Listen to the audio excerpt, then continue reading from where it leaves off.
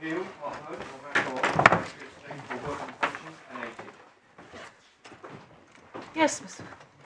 So we're on to grounds 2, 3 and 4. Well, Melody, I would like to pick up, if I may, a handful of points certainly. arising out of yesterday before I get on to grounds 2, 3 and 4. There were two matters raised with me by Lord Justice Dingemans, which I wanted to come back on. The first was, it was put to me that the present case was exceptional because AT, the claimant, lacked resources not only in the UK, but also would have been worse off and even destitute in her home country. That is not the evidence which was before the appeal, the First-tier Tribunal, and it wasn't the facts of CG either, for what it's worth.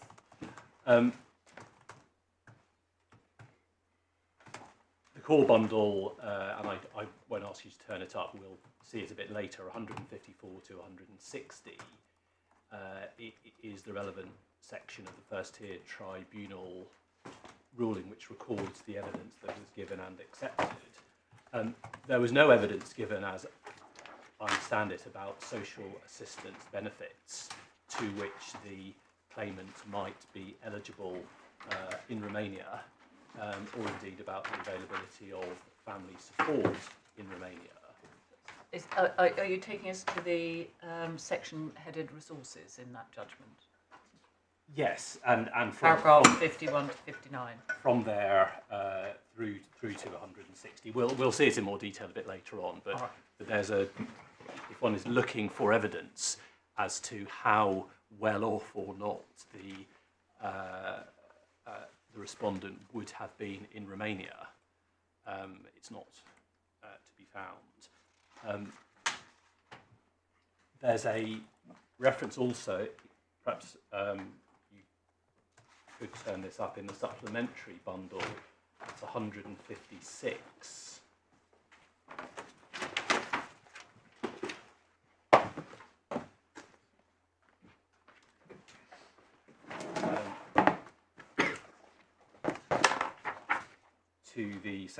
It's in the Secretary of State's submission to the Upper Tribunal, and it's a paragraph 120 on page 156.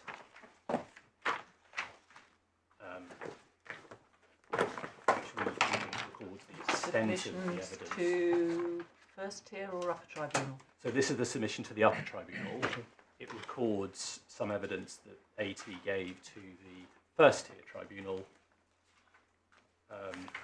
and we think that's as far as it went.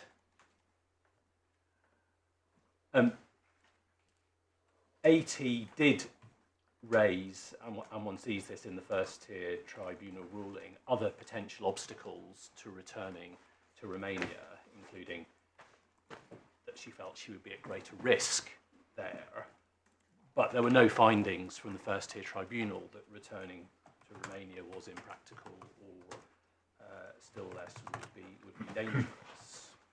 So if this is an exceptional case, it's not for the reason which my Lord put to me. The other question which my Lord put to me that I wanted to come back on was the question of why are we debating the application of charter rights when AT could simply have relied on her convention rights in the First-tier Tribunal, and we accept, as I did yesterday, that she could rely on her convention rights. In fact, she has relied on her convention rights under Article 14, as Mr. Delamere stood up to explain yesterday, which is an issue which has been parked for the time being. But she has not argued, did not argue, and very few claimants argue that a restriction on benefit entitlement should be set aside because of breach of Article 8 ECHR, and still less Article 3 ECHR. And that is because, as the Upper Tribunal noted in paragraph 119, Article 8 has a very limited role in challenges to the availability of welfare benefits. And a fortiori, Article 3, with the very high threshold which applies to allegations of inhuman and degrading treatment, and the legal duties upon, in particular, local authorities to provide safety net support to prevent the threshold being reached. Now, what is highly unusual about this case, and we'll come on to this under grounds 2 to 4, what is highly unusual is that the First-tier Tribunal found, in substance, a breach of Article 3 ECHR, Article 4 of the Charter. And in doing so, we say, and I will submit later this morning, it cannot possibly have applied the requisite high threshold or properly taken into account other means of support available to the claimant. But if it were right, if AT were able to establish that denial of benefit in her case would breach Article 3 ECHR, Article 4 of the Charter, then the short answer is that she could have relied upon that for the FTC under the Human Rights Act as a basis for setting aside the restriction in the relevant regulations upon her obtaining benefit. And for the avoidance of doubt, CG is not an example of the Article 3 CHR or Article 4 Charter threshold being reached. It remains for the Northern Ireland Tribunal to decide in that case whether the facts reach the threshold. It hasn't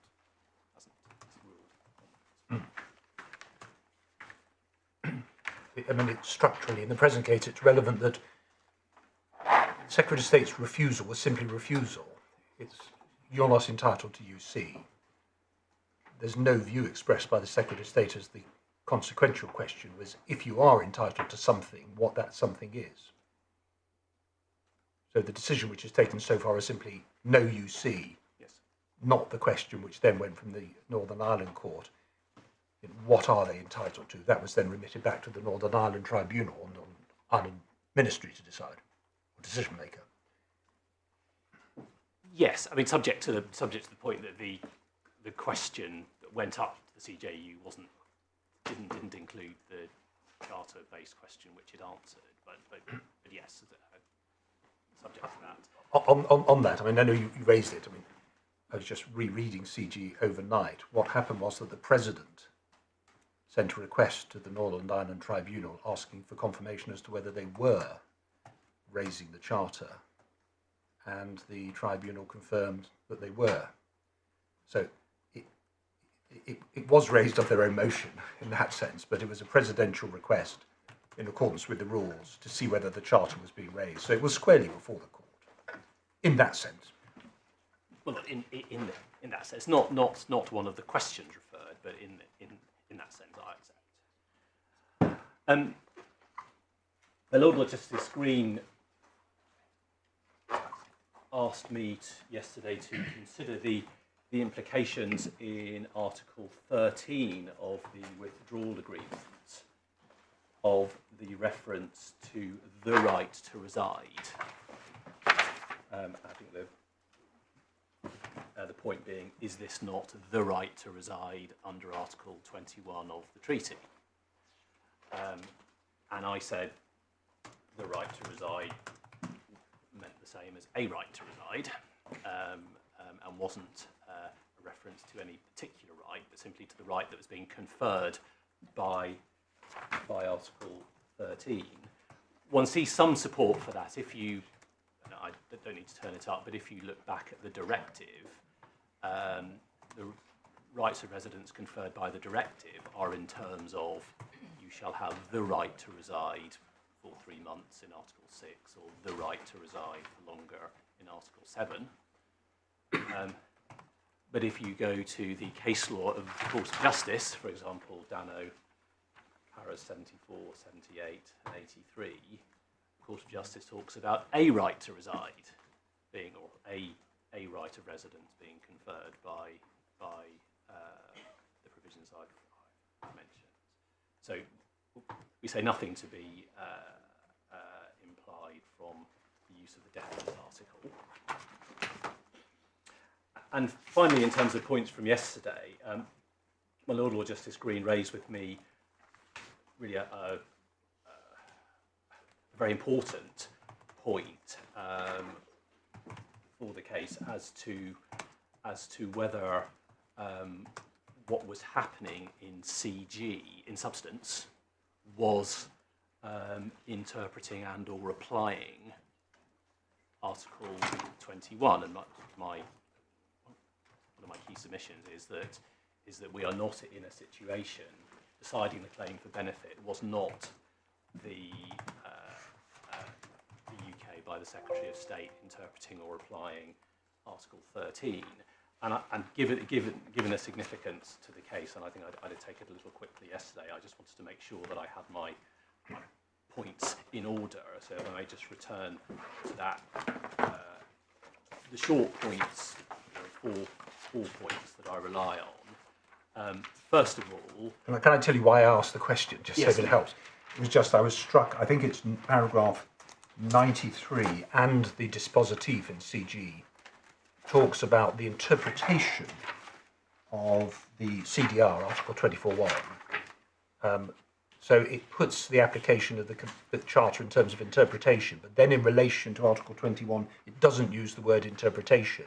It might be viewed, it could be viewed as an interpretive exercise, or it could just be viewed as an application exercise. So I was really only trying to work out what the Charter meant in the eyes of the court in relation to both the CDR and the treaty. Was it using it as a guide to interpretation, or was it actually saying, well, within the scope of implementation it applies? That might be a very technical, theoretical way of looking at it, but I was really trying to understand what the court was actually doing, Yes.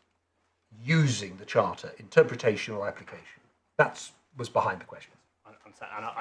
And maybe it was, the answer lies in, it's not entirely clear from either the dispositif or Article 93. It says what it says. Well, firstly, I would say it says what it says in paragraph 88 of CG. Yeah. That what the decision in terms was is that the UK was implementing Yes. the provisions on union citizenship by granting a right going beyond what it was required to do, or a right without relying on the conditions and limitations. See the last sentence of 87. Yes. So in terms, this is not interpretation or application, it's implementation, therefore giving rise to application of the Charter. And secondly, as a matter of substance, we would submit that the finding of implementation is not one of the UK interpreting or applying Article 21. Indeed, the CJEU considered that in granting PSS, the UK had not been interpreting or applying the requirements of Article 21 because this was a right that was not conferred by Article 21. It was a right which wasn't which ignored the limitations and conditions which are an integral part of Article 21, and so went beyond the content of the Article 21 right. The third point is that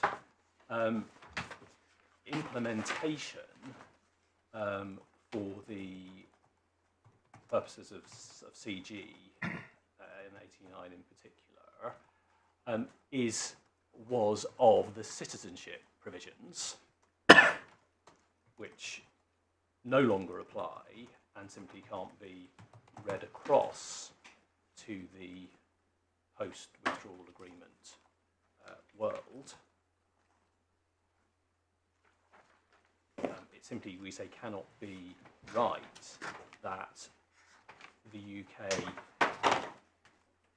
post-withdrawal agreement is implementing a right of free movement flowing from citizenship when citizenship no longer applies, as far as the UK is concerned. And fourthly and finally, we say that the parties to the withdrawal agreement, the UK in particular, should not be construed as having intended to agree to this application of Article 4.3, of the application that was proposed by the Upper Tribunal. The UK will certainly not have intended people, EU citizens, to have significantly better rights, different and more favourable rights to benefit flowing from EU law than was the case when it was a member. And a fortiori, on the basis of a CJ-EU judgment, CG, which doesn't bind the other side to the agreement, see Article 4.4. Can I just ask you about that last point? Because if properly analysed, CG is simply saying there is a minimum base which applies, and if properly analysed, that mirrors those rights in domestic law, then no one is getting better treated than anyone else. All they're saying is you can't leave people destitute, contrary to Article 3 of the ECHR or Article 4 of the Charter.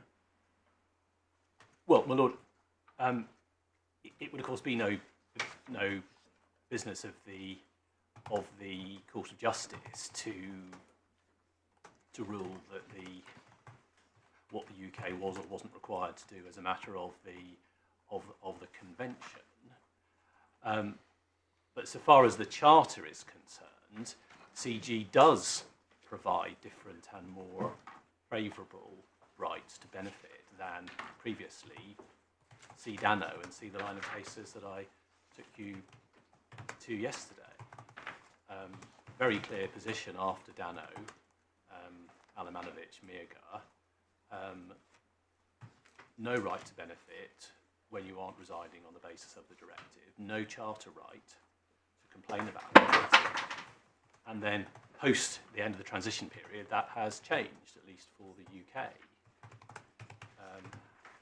in CG.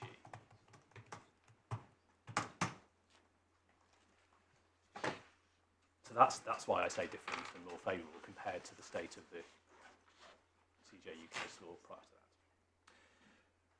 So grounds 2 to 4 then. By way of background, there are. Yes. I'm sorry. The Lord Justice Green reminds me that technically we haven't given you permission yet on ground 4. Yes. So I need to address, and I. Well, is there going to be? Sorry. Is there going to be a dispute? Is there going to be? I was. Did you? That was nice.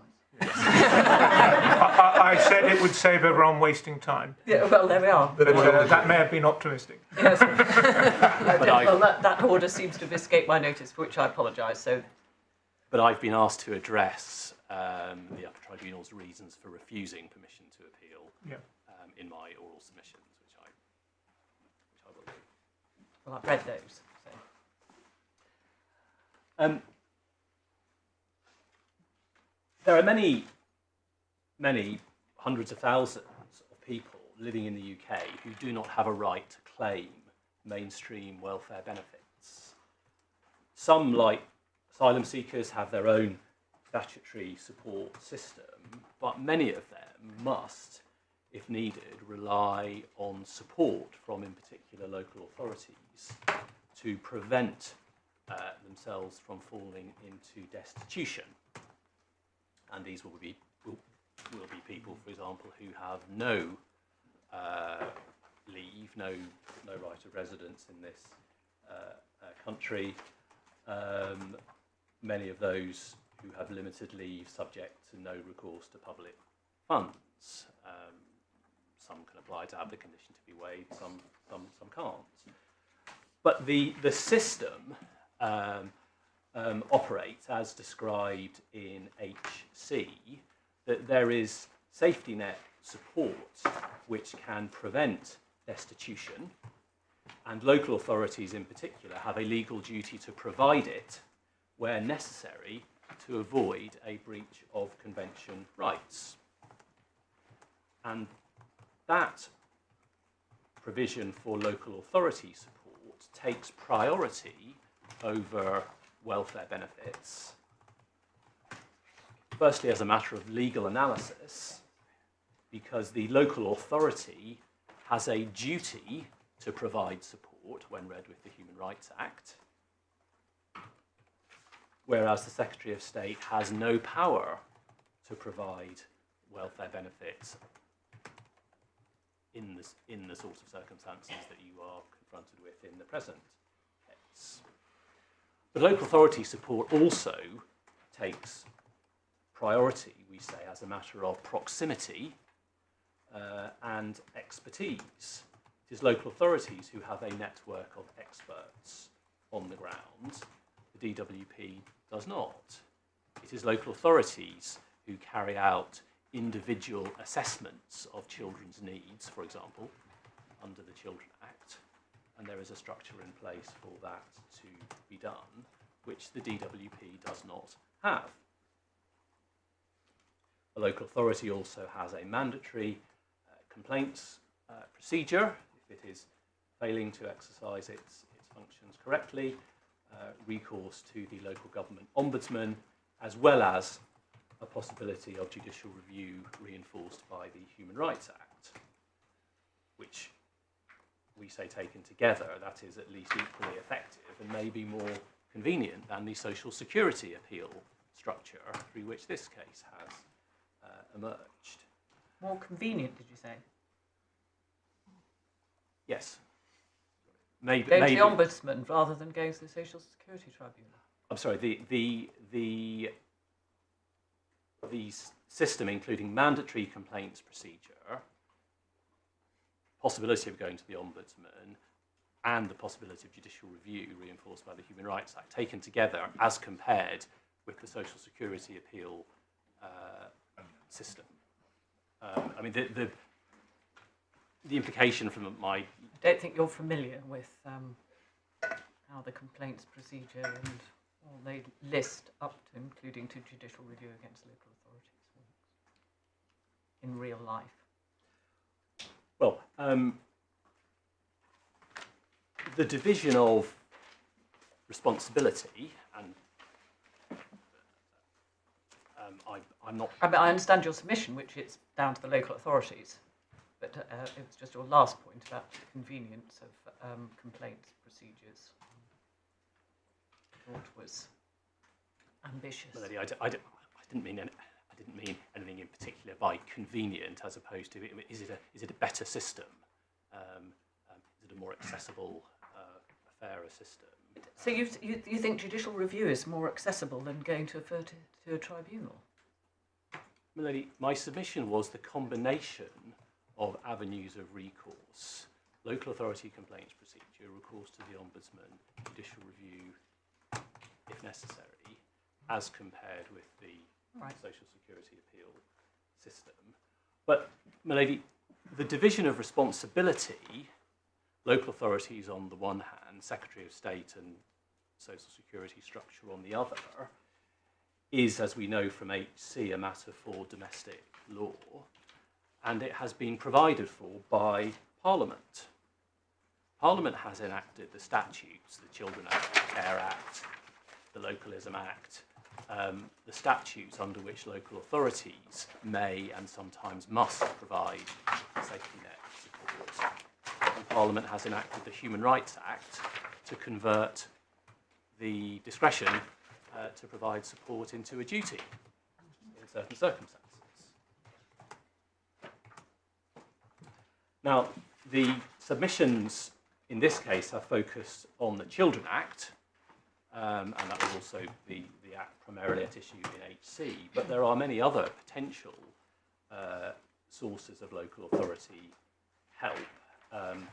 Paragraph 68 of our skeleton argument contains some references to fairly lengthy lists which were put to the First-tier Tribunal on that subject. And we stand by the analysis in paragraphs 71 to 73 of our skeleton arguments. So what we say in those paragraphs is, and firstly with reference to the present case, the local authority in AT's case appears to have concluded that it was providing sufficient support to meet her needs and those of her child. There are two possibilities. Either the authority was correct, in which case it wasn't under a duty to provide more in order to avoid a violation of convention rights, or it was wrong, in which case it failed to discharge its duties under the Human Rights Act, read with the Children Act, and so as to convert the Children Act power into a duty.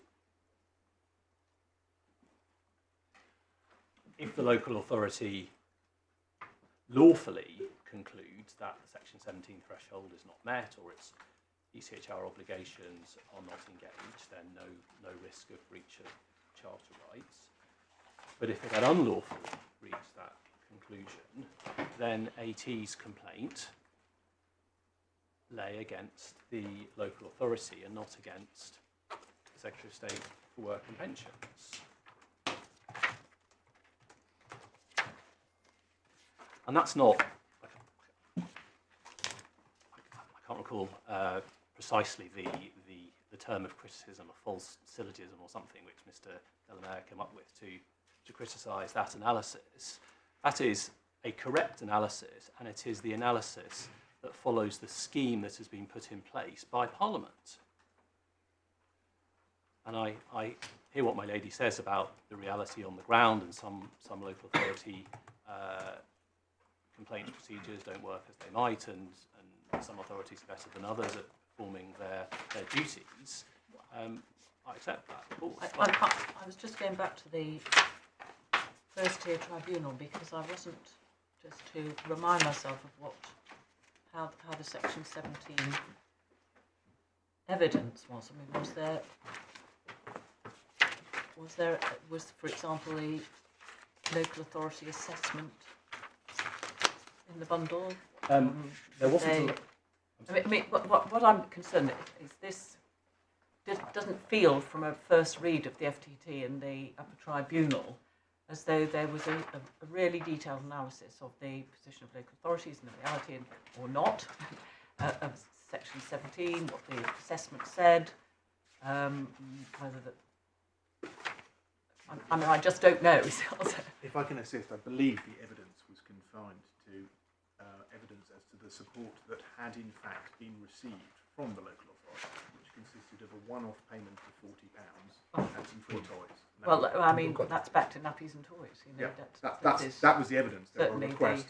I think there was a further sum of £200 paid as a one-off payment after the date of decision. I mean, they're known as Section 17 payments. You know, if someone rings up desperate, That's I have no food for the weekend, you get a Section 17 payment, which is... But there was no evidence, I think, as to the state of assessments. All right. And there was no evidence... I'm not being critical, I just want to get it clear in my mind, but there was no evidence about, in the country as a whole, how local authorities treat the Section 17 and whether they effectively start providing a substitute for universal credit by way of a regular weekly payment for however long. I mean, it's something I've never personally come across, but I'm not saying it doesn't happen, and I was interested to know, given that your case is local authorities up and down the country, for people in this position, should be, instead of, no doubt, a lesser amount than universal credit, should be finding the funds. You say they've got a duty, so they have the funds to make regular payments, presumably long term, effectively, until someone can find a job, by way of in the same way as you get your benefits. And I just wondered if that was accepted by everyone to be a commonplace thing that local authorities do. So the only... Or whether you're just saying they should do it. They don't, but they should. Well, I certainly am saying they should do it in the extreme cases which are...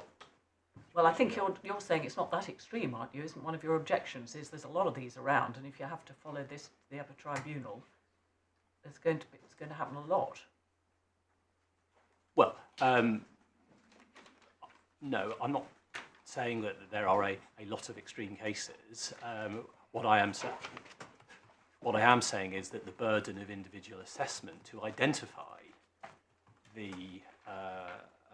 relatively small category of cases which would pass the Article 3 threshold, so it's 3 ECHR threshold, is a burden and an unwarranted burden. But, Milady, in terms of the evidence, you have in the authorities bundle, and we didn't object to this, but going in the authorities bundle, a compass report, which is not and has never been formally in evidence in these proceedings. I understand from my juniors that it popped up in Mr. Delamare's skeleton argument a few days before the Upper Tribunal hearing, was referred to by Miss Ward in her oral submissions at the hearing, but has never been admitted into evidence, has never been replied to by evidence. And for the purposes of this appeal, the Air Centre again referred to it in its skeleton argument, but it of course wasn't given permission to file evidence, and so no provision for us to file responsive evidence or and Milady, I'm not going to go through the report and tell what I disagree with. This is probably a red herring. I was just trying to be clear in my mind, for the benefit of all of us who I don't think were very clear about it, precisely the state of evidence about the local authorities' use of Section 17. And the answer is because at the FTT you had put in a bundle of authorities. The FTT looked at what had happened, and at paragraph 78, first sentence, they made a finding of fact. This didn't represent a potential source of financial support. And we're here to deal with points of law, not findings of fact, because if these can come along any time and you can put them right in the tribunals, but not bother the Court of Appeal with them. Can I just follow on that? I know we're bombarding you with questions. You might get a word in edgeways in a moment. But what's our target? When we read the Upper Tribunal's judgment, they say in paragraph 136 that how the Secretary of State discharges the task required by CG is a matter for him, not the courts or tribunals. So there's a recognition that, in a sense, there's a task still to be undertaken by the SSWP. And in paragraph 125, the tribunal, in broad terms, I don't think it's intending to be definitive, defines the basic level of support and doesn't do so in terms which are equivalent necessarily to universal credit. So then you get various comments made by the tribunal about individualised assessment. Not entirely clear what it means by individualised. Probably doesn't. I mean, it seems to suggest it's not that complicated a process, but so I don't think it's suggesting that every individual is entitled to an interview in which their personal circumstances are examined at enormous length and so on and so forth. And it seems to be broader than that. So I'm not entirely clear what people understand by the expression individualised, because almost all applications, even generic ones, are individualised to a degree. So given that the tribunal says this is for the SSWP, there are hints and suggestions in the Upper Tribunal's judgment. I really want to know what precisely do you object to, and how do you interpret the tribunal's judgment and say they've gone wrong? Can I come to that? I promise I will come to it. There's a risk from our point that we read too much into the judgment. Indeed, or too little. Well, say just briefly, my submission is that what the tribunal decided requires potentially quite a detailed investigation of what the local authorities on the ground have assessed, what Yeah. their view is, what they're likely to do, as well as other aspects of the individual's circumstances. And that in the case of everybody with PSS Yeah. who applies for universal credit. But I understand there are words in the tribunal's decision which use the word all and so on, and we imagine that it must be a relatively modest percentage of those with PSS who would find themselves at the dignity threshold. I have no idea whether it's 5%, 10%, or what have you. But it could probably be significant numbers in of themselves. But that's why I'd really value some assistance as precisely which sentences, which words Yes. you think they went wrong on. Yes.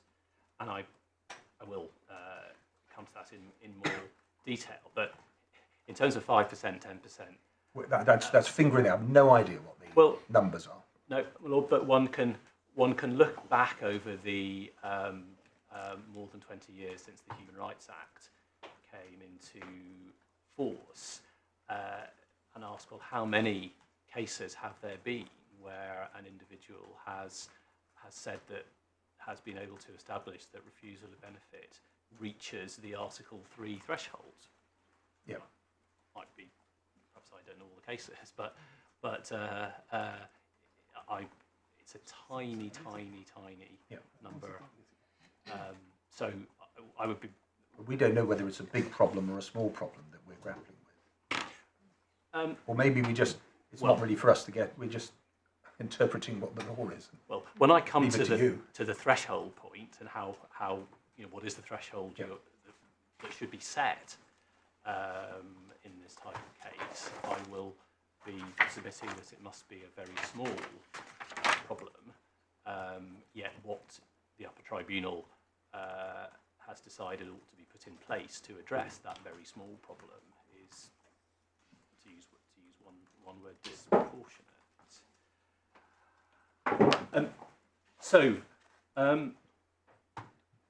going back to section 17, which is your ground 3, yes, your global submission in relation to ground 3 is what? I mean, at the end of the day, I'm sorry, are you saying at the end of the day, because you know your ground says Erdin law was wrong in its approach in applying the test of CG, so you're saying, of course, it shouldn't have followed CG, and in any event, the judge didn't give enough emphasis, or the judge should have found that in any event there was no duty on the Secretary of State, that all the duties rest with the local authority. I just would like to encapsulate where you are at the end of the day about where you say section 17 lies. yes. So we would say, and I'll come on to this now. On ground 3, we say, in very brief summary, that the Upper Tribunal misinterpreted CG in terms of what CG required. Yeah. And in doing so, it placed a duty upon the Secretary of State, which he should not properly bear, given the availability of local authority support as provided for by Parliament. Right. So, if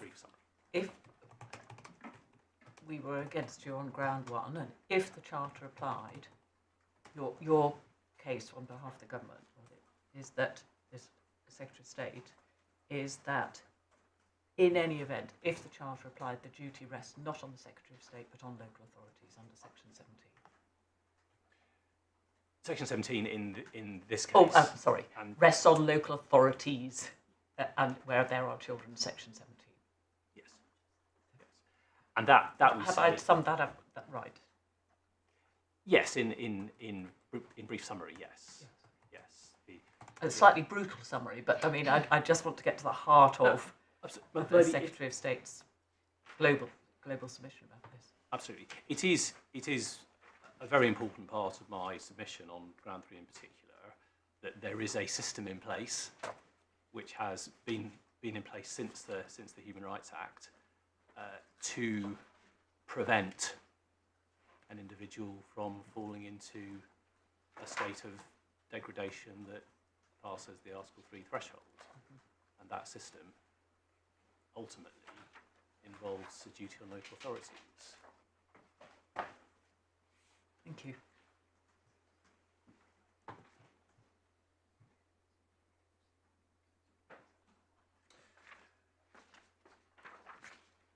So, can I then turn to, I'll turn directly then to ground 3, against the background of the system as I have described it.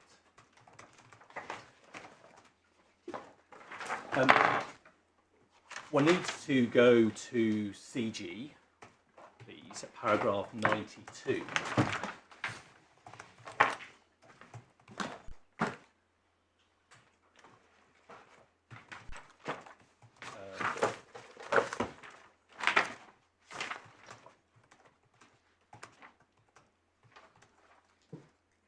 Tab 59, and at paragraph 92, you will see at letter H, in the context of that examination, so the examination of potential breach of the Charter, those authorities may take into account all means of assistance provided for by national law from which the citizen concerned may actually and currently benefit.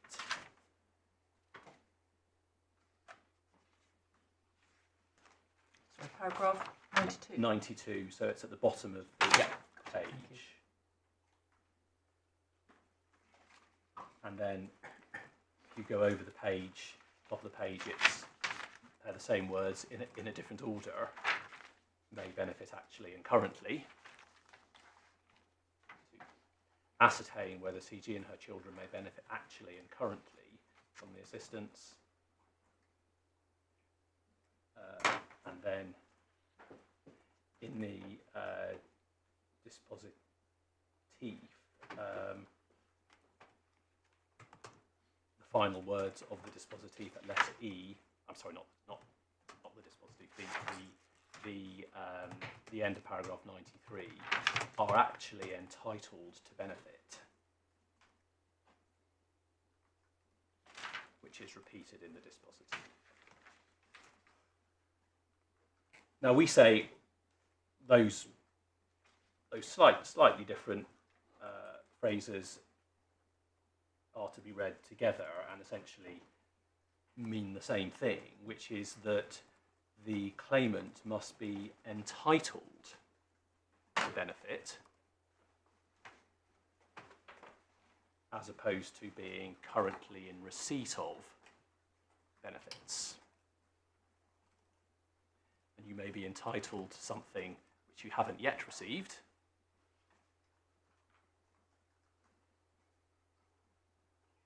and we say that the test posited by those words is satisfied by the UK, by Parliament placing a duty or duties on state authorities to provide support where necessary to prevent breach of convention or charter rights. We say a claimant is entitled to benefit from local authority support, currently and actually, and can benefit from such support where a local authority has a duty to provide it.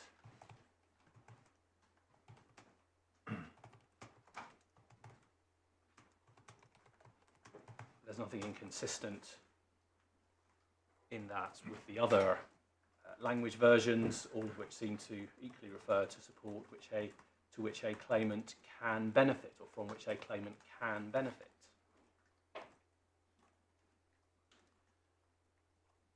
So it's not current.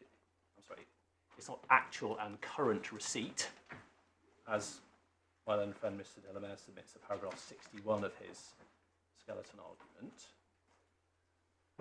And we submit that the Upper Tribunal... What's the difference? I'm struggling with trying to work out what the difference between the concept of current and actual receipt and anything else is.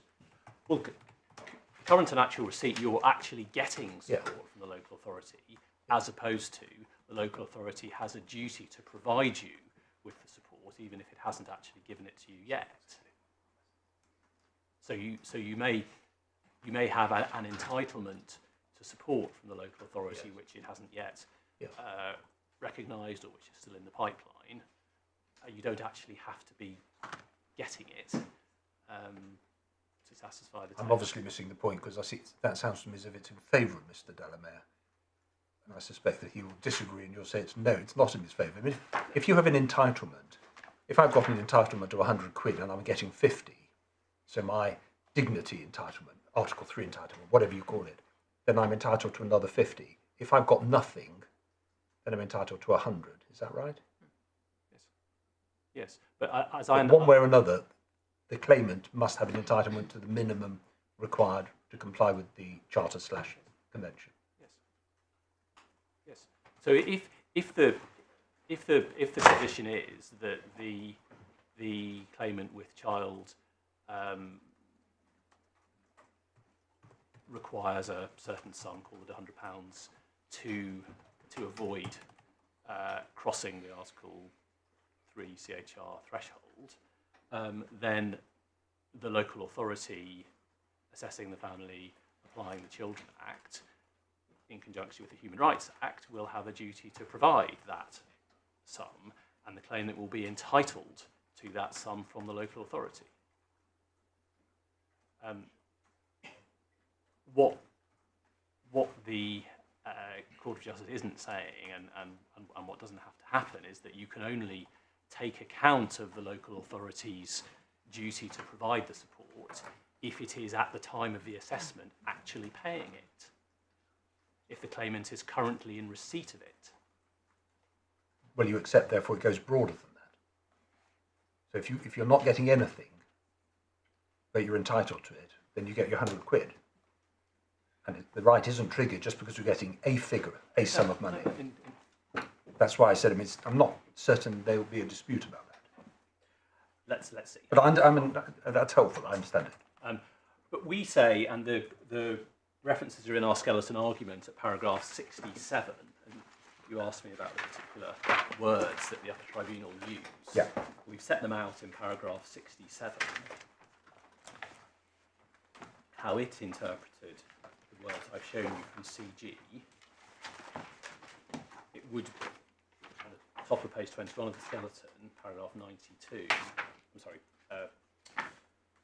paragraph 130 of the Upper Tribunal, it would be necessary to be confident that support would actually and currently be made available, doesn't include the availability of support in principle, nor sources of support that could only be accessed after prolonged application processes or by bringing legal proceedings or invoking dispute resolution mechanisms.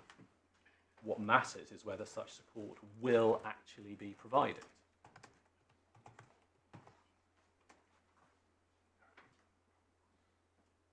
Now, Is it saying any more when it uses the word actually and currently? In other words, the level of support that they're entitled to, whatever it is, must be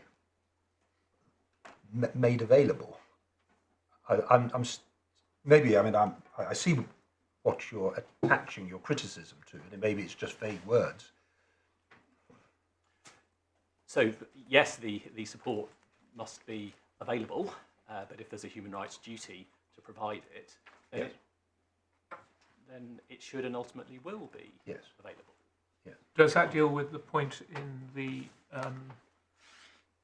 conclusion at paragraph 93 of CG about actual and current risk? Because, you're quite right. Theoretically, they could go through the complaints procedure, give them 6 months. Then they could apply for judicial review. I assume you're assuming that they'll get legal aid funding on an exceptional basis. And then working through the process, 3 months to the grant of permission, and in the interim, there's no funding. And I appreciate you challenge this bit, but if the person is destitute and without funds for 9 months, then the current risk becomes an actual violation. And the duty in paragraph 93, rightly or wrongly, is imposed on the national authorities, which is the SSWP, or is that a misreading of it? Well, it is. It's not just a duty on the SSWP. I mean, in paragraph 92, the Court of Justice refers to the authorities taking into account all means of assistance provided for by national law. So, of course, it is in this particular context the social security decision maker being posited as making that assessment, but it's assessing all of the possible sources of support available under national law. And so far as risk is concerned, of course, I accept that on a worst case scenario, these things can take time. Very often, local authorities will provide support in the interim, or the administrative court will. Well, where's the evidence for that? I mean, that's just an assertion. That's not real life. Well, it is certainly real life. I know you say there's a duty and they should, and you say they've of course got the funds because they've got to do their duties before all their other obligations. So I understand all that, but well, what we say the Upper Tribunal has done is to, in the words that we complain about in paragraph 67, is to set the bar firstly too high, but also to set the bar with reference to criteria which will be extremely difficult to apply in practice. So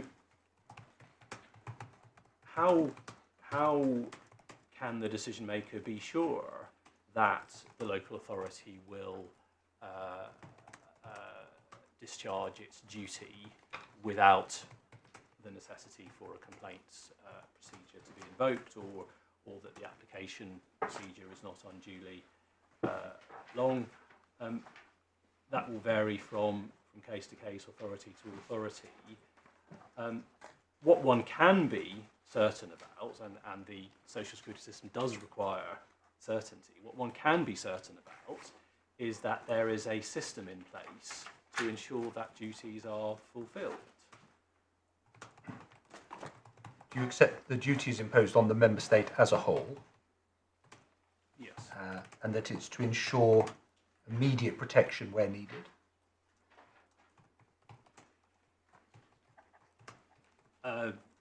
Yes.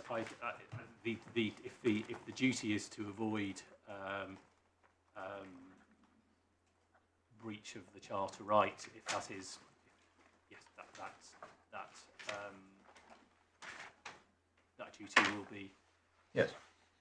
Do you accept that the duty has to be enforced in an effective manner? Yes. and I agree with Motherhood and Apple Pie as. Good. Do you agree that if that duty is not complied with, that the member state is in breach, irrespective of how they have chosen to implement the duty, for example, via a local authority?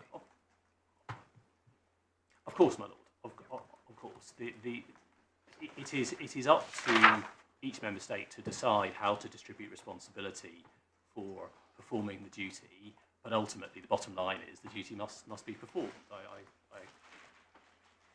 And did the tribunal go much beyond that? Well, I mean, we say that the tribunal didn't appear to take into consideration the legal obligations of the local authority in the particular context, and then applied, as now come on to, applied a threshold which was, on any view, too low. For breach? For breach. Yeah. So, extremely difficult for a decision maker to start assessing whether a particular local authority's application procedures are too long, too complex,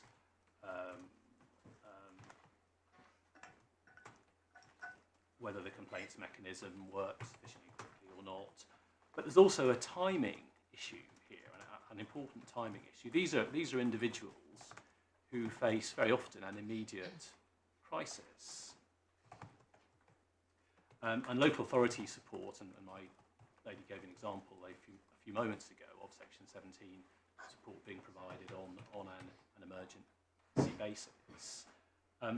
Local authority support is very often crisis support, which will be reviewed from week to week, even from day to day, as an applicant's circumstances change.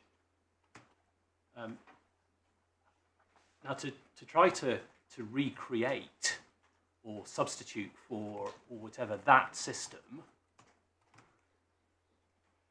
within the social security decision-making structure, we say is extremely problematic, because of course circumstances on the ground may well have changed between application and decision. They may well change again shortly after the Secretary of State's decision, and so there will always need to then be regular reassessments by the Secretary of State, again contrary to the normal operation of the benefits system, when it is the local authority on the ground which has the infrastructure to monitor individual circumstances from day to day, from week to week, and to respond accordingly.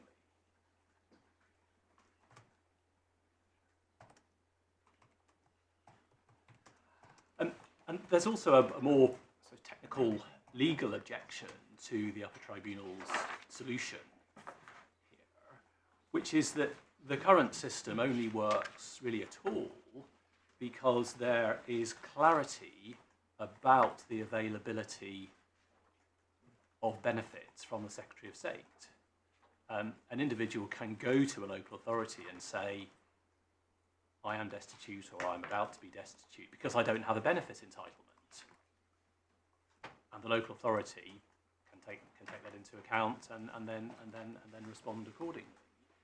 But if the position is that benefits might or might not be available, depending upon the Secretary of State decision-maker's assessment of the complexity of the local authority's decision-making processes and the complaints procedure, and can I be confident, or how confident can I be that support will be provided?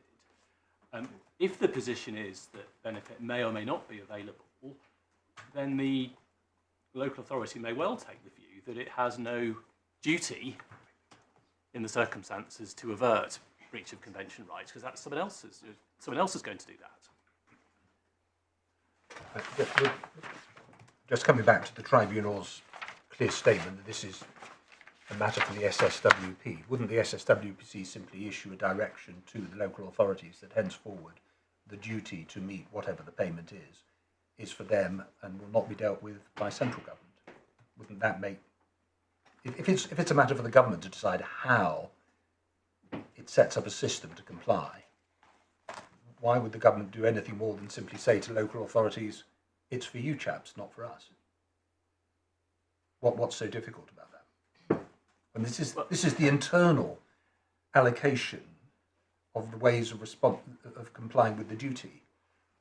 Well, Lord, if the finding of this court is to be that what the Secretary of State has to do is simply to remind local authorities of what they actually I don't think we'll get into that. But I mean that is what they're deciding whether supposed to the do. tribunal's right to say it's for you to sort out. I mean, how minimum. the Secretary of State discharges the duty, if there is a duty, and we understand your submissions on ground one, can't constitutionally be for the court. That would be plainly inappropriate for us to stray into that. We might all have private ideas, but it is for the Secretary of State to decide that. Yes, but You've been given hints by the tribunal which come from case law. You may say those hints are wrong. well, again, if the position is going to be that these are only hints and there's another way around this, then I think my clients would be perfectly happy with that. Happy to kind of sit down. Whether you call them hints or whatever, indications from CG, or you may say that they've misconstrued, they accept that it's for the Secretary of State, but the tribunal, if you like, laid down some indications And you may say they've got those indications wrong. So, because you may take the view that those are instructions given to you by the tribunal that you have to comply with when you construct a system, whether centrally or decentrally. But I mean, you're entitled to say they're wrong on the indications, hints, instructions, whatever. Well, Lord, we took the view that the Upper Tribunal's hints go quite far beyond hints and tell the Secretary of State that there is a duty to provide for an individualised system. Understood. And in effect to recreate the local authority system in every PSS case. Right. The paragraph 117 last sentence. That, yeah, I mean, I rather thought that was why you were appealing. Well, it is using an enormous No, selection. I understand that as a proposition, but that obviously is a million miles away from the facts of AT's case. Yes, and so ultimately, I suppose what it really comes down to is whether, in the very exceptional cases where there's a significant risk of passing the Article 3, Article 4 threshold, whether those cases can and should be dealt with within the local authority system, as it were, rather than creating a new layer of decision-making, competing layer of decision-making within DWP. But isn't that doing exactly what Lord Justice Dingemans said we shouldn't be doing? I mean, you may say, overdue local authority, but it's not for us to tell you how to discharge your duty. Well, of course, I agree with that as You say it isn't. as a proposition. It's not for the court, but that is, we say that's in substance what the Upper Tribunal Oh, has I done. understand. Yes. I understand that No, no, absolutely. understand. Okay, yeah, I think we're all very clear that. And just, I mean, I think we've all read, reread, and reread paragraph 117. and there is a question about what the tribunal was trying to get at. I mean, 117 follows on from 116, and they're talking about, if you like, the vulnerable category. I mean, it could be, when they use the word all, it is in brackets, but in all cases where the claimant has PSS in brackets and is applying for a dignity payment, let's call it that, in other words, is vulnerable.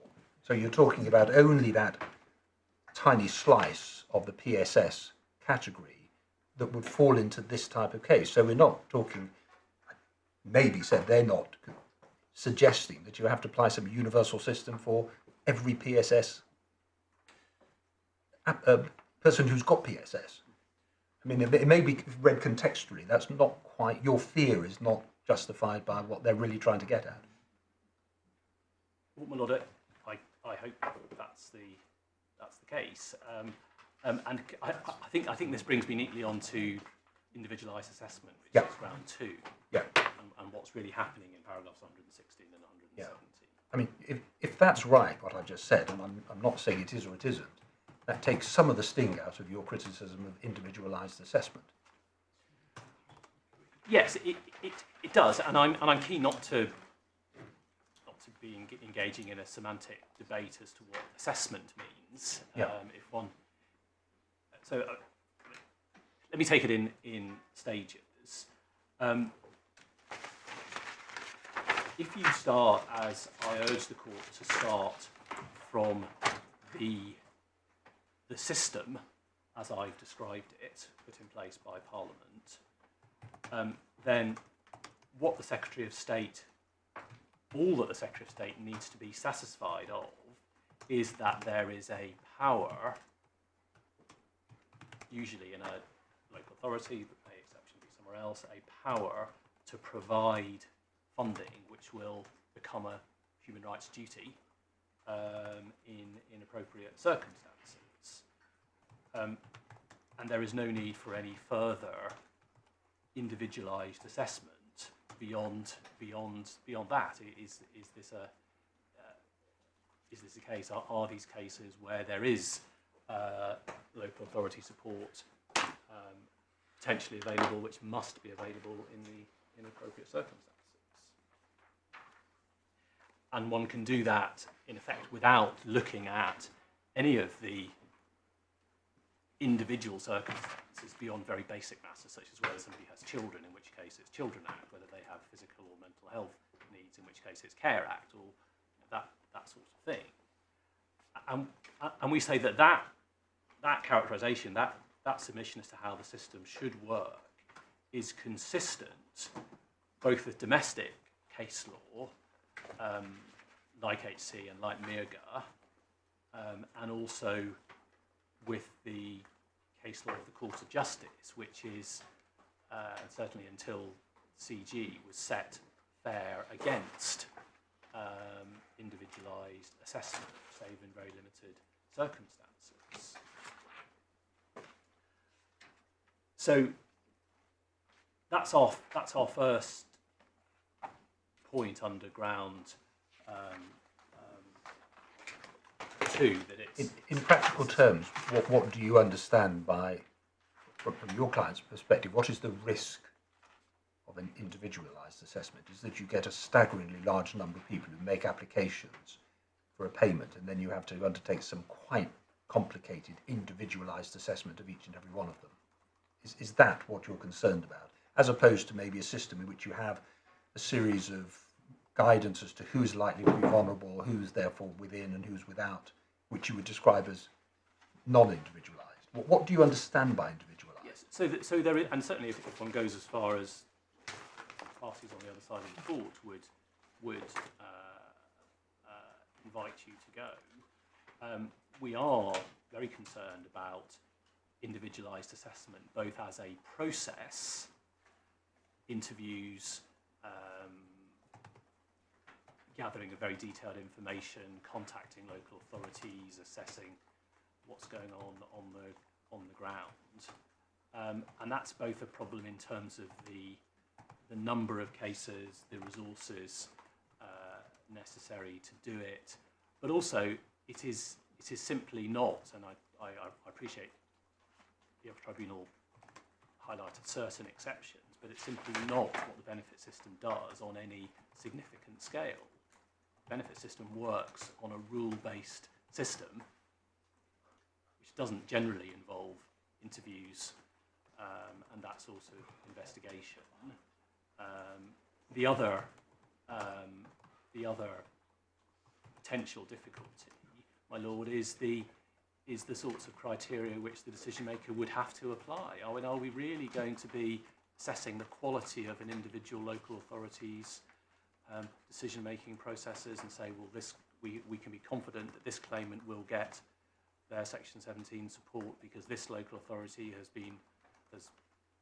done well in the past or not so well, or I mean, it's putting up a very difficult set of criteria to apply in practice. This is where the ambiguity comes out, because the tribunal says this is not to say the assessment will need to be sophisticated or lengthy. So you've got two conflicting, from your perspective, sets of words in that paragraph. On the one hand, they seem to think it's not that complicated. On the other hand, you're concerned with the word all cases and applying to the PSS category. So, yeah, so my first submission is that the assessment that needs to be done is a system-based, very, very limited assessment. Our second submission, then, under this ground, is that the Upper Tribunal went beyond CG in requiring assessment in other than vulnerable cases. And this is paragraph 61 of our skeleton argument. And there are a number of indications in the words used by the Court of Justice in CG that it was concerned with individuals in a vulnerable situation. We've set out the words in question in paragraph 61. Now, But how do you read the Upper Tribunal? Because when it refers in 1172, that is not to say that get back to the definite article again, the assessment. The assessment is that which is being referred to in paragraph 116, which is about the determination of whether someone is vulnerable. So well, here is where we may get into the sphere of semantics, and I'm keen to be realistic about it. Our submission is, if there is to be any individualised assessment at all, it can only be in vulnerable cases. But then, of course, we do have to have some way of determining which of the vulnerable cases Yes. there chance. Yeah. Now, we wouldn't call that an individualised assessment. We might call it setting gateway conditions where people provide information as to markers of vulnerability on a form in order to determine which cases require the more detailed investigation. So I accept there would have to be that kind of assessment, if you call it that, for all cases, so that you can identify the vulnerable. And that's our fallback submission. And there may not, I accept, be very much between us and the Upper Tribunal when one gets to that stage of the argument. No, it's important we understand how you interpret the judgment and what your practical concerns are. So if you reject my primary submission under this ground, and one can't simply look at the system there and ask what types of support are potentially available, then one's into individualised assessment, and our submission is vulnerable cases only, but of course taking steps to identify those who are vulnerable without a detailed investigation at that stage. Do you accept that the system must be sufficient to identify those individuals who are vulnerable? That may be another way of looking at the concept of individualisation. Yes, if there is a requirement to go beyond what the system provides for, then yes, we would have to have a new system which is sufficient to identify the vulnerable cases.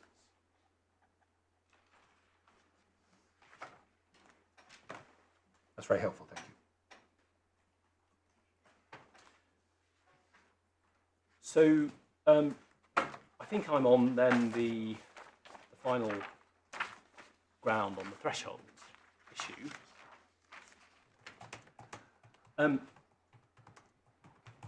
The Upper Tribunal, when discussing the threshold, accepted, this is paragraph 119, that Article 8 of the Convention, Article 7 of the Charter, has a very limited role in challenges to social security or welfare provision. And there's a detailed exposition of that in LO, in the reference that they give, and in some other cases. They then go on to say in the start of the next paragraph that Article 1 doesn't have a corresponding provision in the ECHR and appears intended to add something. But what the tribunal is then not clear about is what Article 1 does add to the convention rights.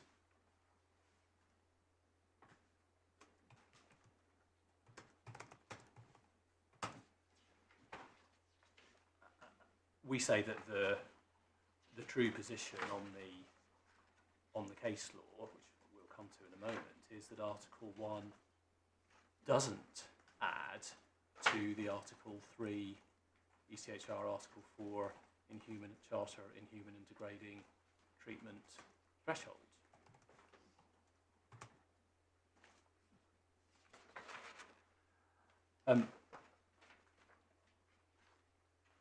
What is the purpose of Article 1 in the Charter scheme? The explanations for the Charter, which you have in the authorities bundle, suggest. I'm sorry, I'm not sure you do, so I just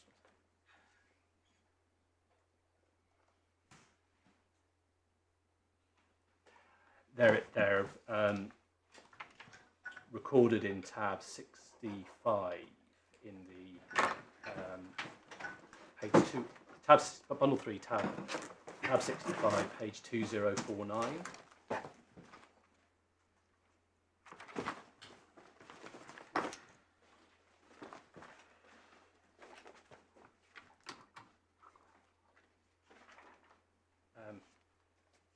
From a textbook, you have the text of the explanation on Article 1. The dignity of a human person, not only a fundamental right, but the real basis of fundamental rights.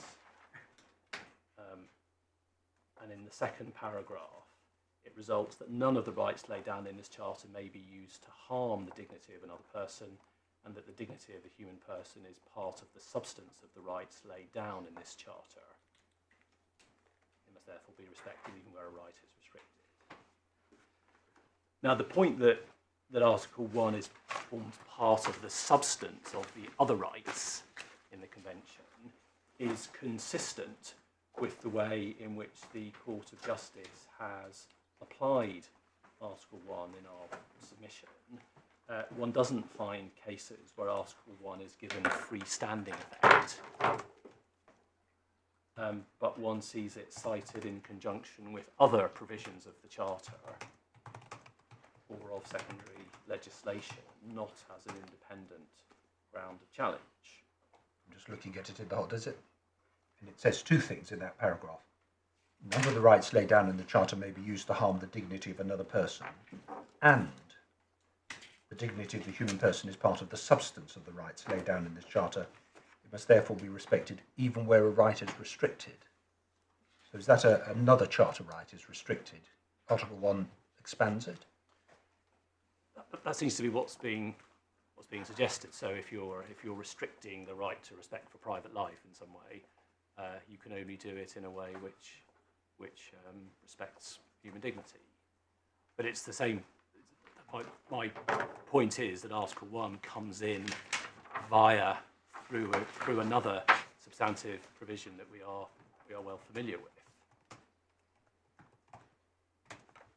And in my submission, one sees that in the case law which the Upper Tribunal cited, the two Article 1 cases, Jawo in Germany and Hackbin, starting at 121 of the Upper Tribunal's judgment.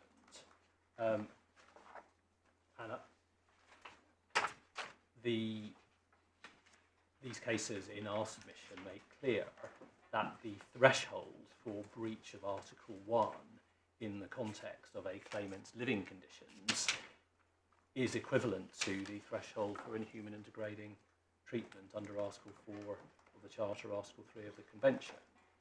And so Article 1 merely reinforces the threshold that we are well familiar with.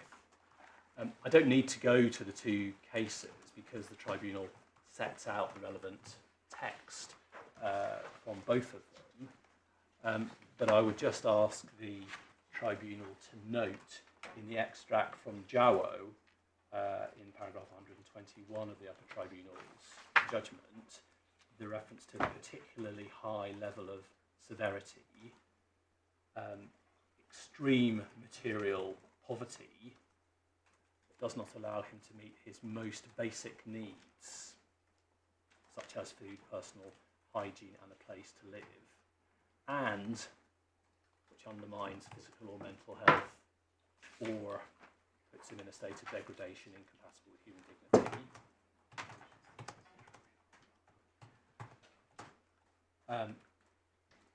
And then in 93 of Jawo, the threshold is not Sorry, passed. just for this may be point of no substance. But you emphasised when you were reading that to us, you emphasised the word "and."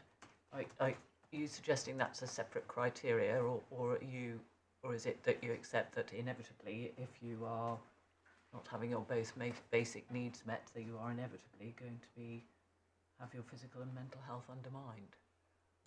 So I do say that the second part of the test, beginning with the word "and," is a separate limb, but it has two parts to it. It either must undermine physical or mental health, or put the individual in a state of degradation incompatible with human dignity. So you'd have to prove each limb, well, one of those three limbs. One or the other.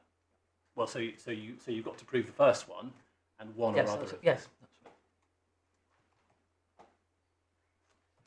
And compare and contrast then paragraph 93.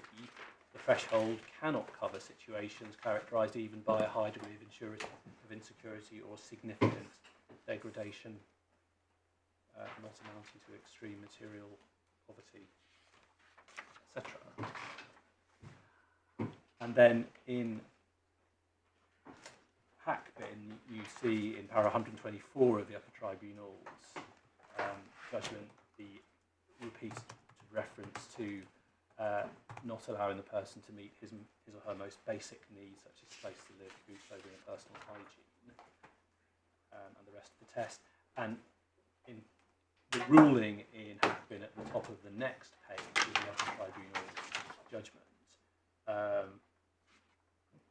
about halfway down the paragraph, was to the effect that member states were not permitted to withdraw, even temporarily, the reception conditions that they were required to provide under the relevant directive, relating to housing, food, or clothing,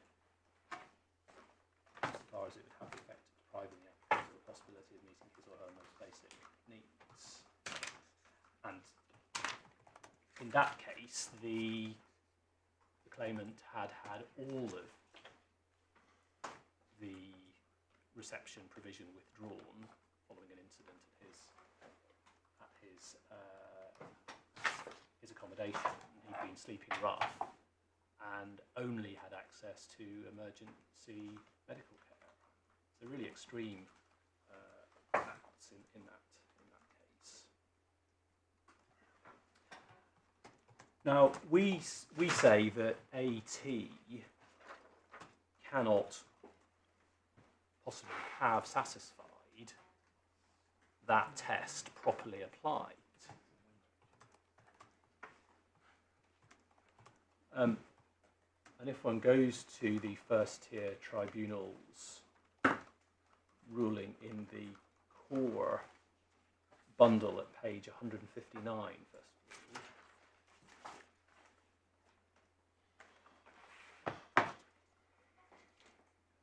of all, under accommodation, paragraph 91, although the applicant had complaints about her accommodation, the tribunal said there wasn't enough evidence to show that the accommodation was objectively unsatisfactory or unsuitable. So she had satisfactory accommodation. That basic need was satisfied. So would you be entitled to take into account the precarious nature of the accommodation given the rent arrears? Given the rent arrears? Well, yes. I mean, there was no suggestion that she was likely to be asking. You know, is the position that you would say that the fact that she's there is fine, and I know that you'd say that contributes to the failure to reach the threshold, but would the FTT be entitled to take into account the precarious nature of accommodation? Obviously, if there was if it was being said that there was a substantial risk that the current accommodation would not be provided, so there's a risk of one of your basic needs not being met. Yes. Then yes. Yes, that's all I meant. I wasn't. I mean, I And I take your point exactly, that you say that there was no suggestion that this charity were going to evict 80 immediately. I just want to know what your position was when you have a person in the position where there are very substantial rent arrears and there may be evidence that it's becoming precarious because either the charity's policy is after so many months or whatever the reason is. That is something that could be taken into account on the right evidential basis. Yes. But Melanie, the point you make to me does, of course, it does raise this timing question that I... Well, that's why I asked the question, actually. It's one thing for the local authority to be there on the ground and able to receive a phone call to say, I'm about to be evicted from this accommodation, my circumstances are about to change, please, you need to do something about it. It's quite another to go through the formal social security decision-making process, and which must take into account whether current needs are being met, and then, well, change of circumstances, another application, a delay, and so forth. You know, that's accommodation. AT had access at all times to NHS healthcare, so free healthcare, and she had medical needs, as you've seen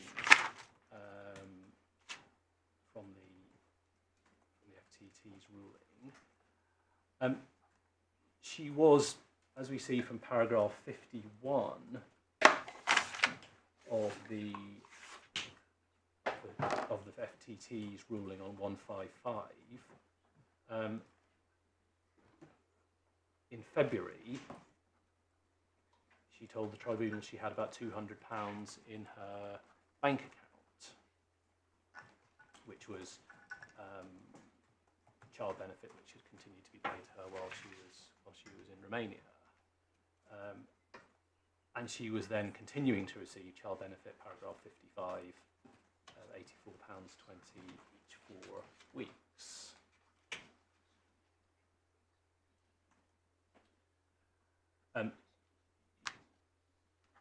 So again, not a situation, or please don't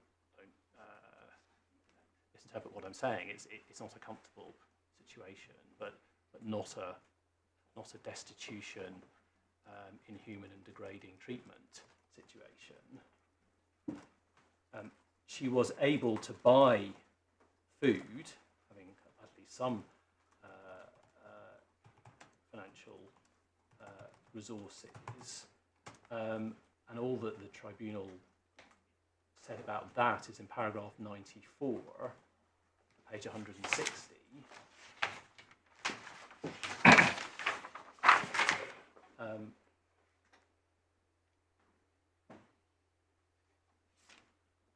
The evidence seems to have been that she was forced to buy cheaper food items, and the tribunal says it is the case that lower cost food items are often poorer quality or offer less nutritional value. Well, of course, I don't quarrel with that, but it's not a case of being unable to meet basic needs for food.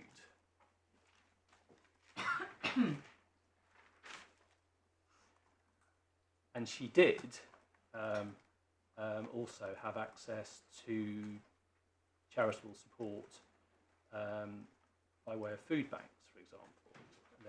There's a section on charitable support in 81 onwards. Now, the evidence was she felt uncomfortable about asking for it, but was she able to meet her basic needs? Well, yes, she was.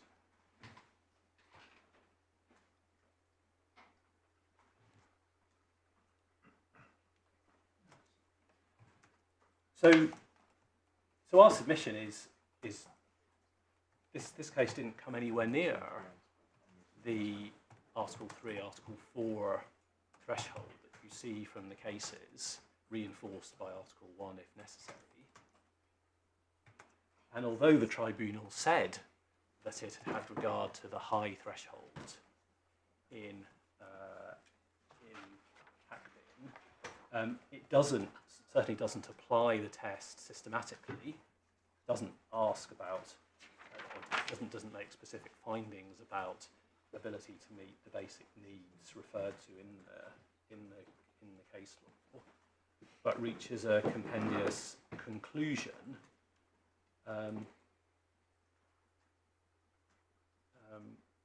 In paragraph 108, it would not be unfair to describe the appellant as having been subject to inhuman or degrading treatment as identified in Appellant. And we say this is not simply a challenge on the facts, and it's clearly not enough to say that you had regard to the appropriate test if you then don't apply it in terms and reach a conclusion which appears wholly at odds with the relevant test.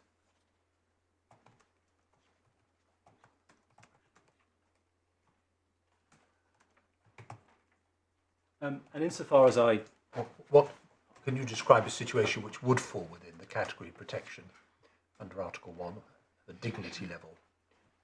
What would a person have to, what level would they have to fall to meet the threshold? Well, I mean, for what the test sets out is particular basic needs that need to be satisfied, including, for example, a place to live. So basically, you're saying only rough sleepers? Well, no, because each of the basic needs to be capable of being. No, but if you have somewhere to live, that's I think on your case that's a fundamental part of it. Yes. Yes. So I'm saying are you effectively saying that if you've got somewhere to live and access to a food bank, then you won't be meeting that very high threshold. Basically, you're talking about rough sleeper who may or may not have access to a food bank. Subject to. And I appreciate you're not in any way saying that is, a happy state of affairs or something that one would wish everyone to be in. I appreciate that. But I'm just trying to be clear, as my Lord says. Yes. To just how low one has to be before you meet the threshold.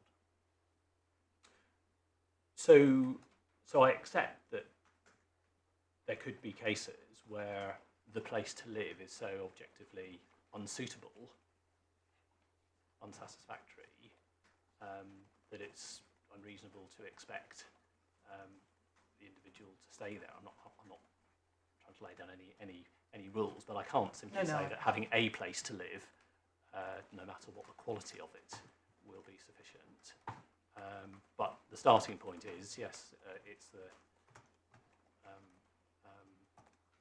rough sleeper will meet that part of the test. There will be others in limited circumstances who may do as well.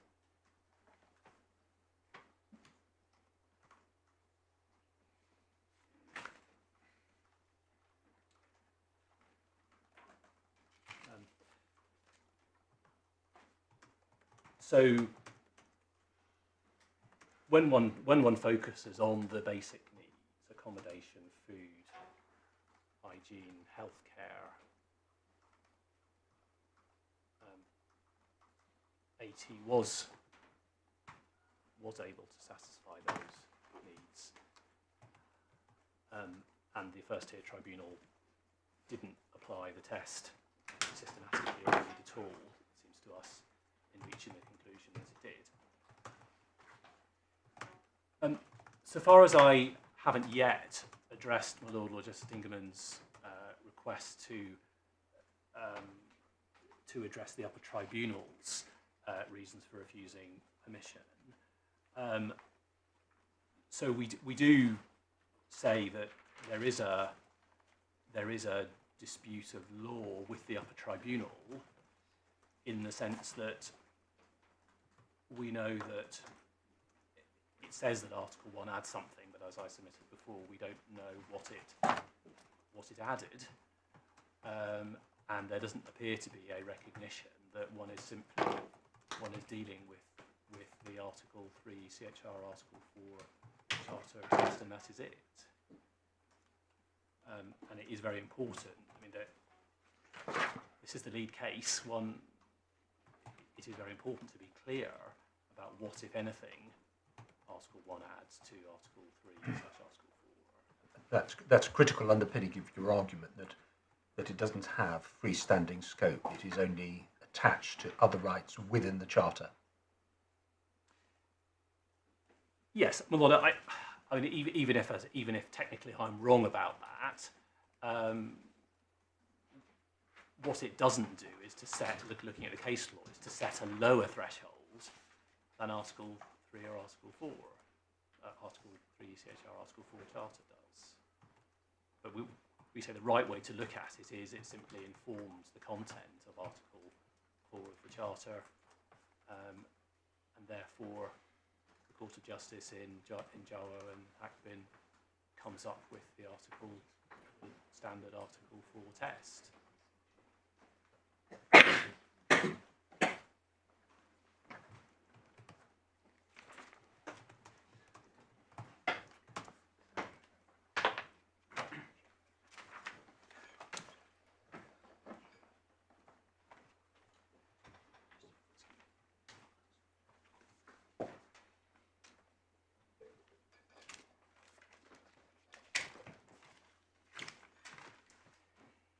Yes, I'm sorry. I'm being asked to make clear that as the Upper Tribunal said, this is in relation to individual assessment.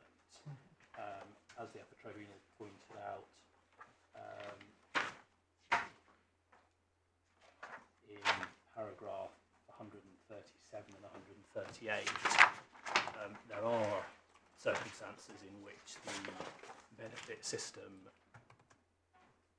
looks at, on an individual basis, the sorts of issues which AT raised, but a relatively small number of cases.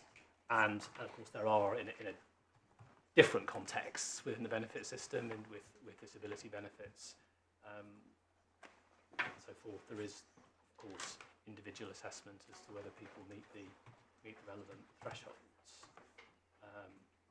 But one does not, in general, have that within universal credit, within the main subsistence benefits. Thank you for that clarification. No, that's all right.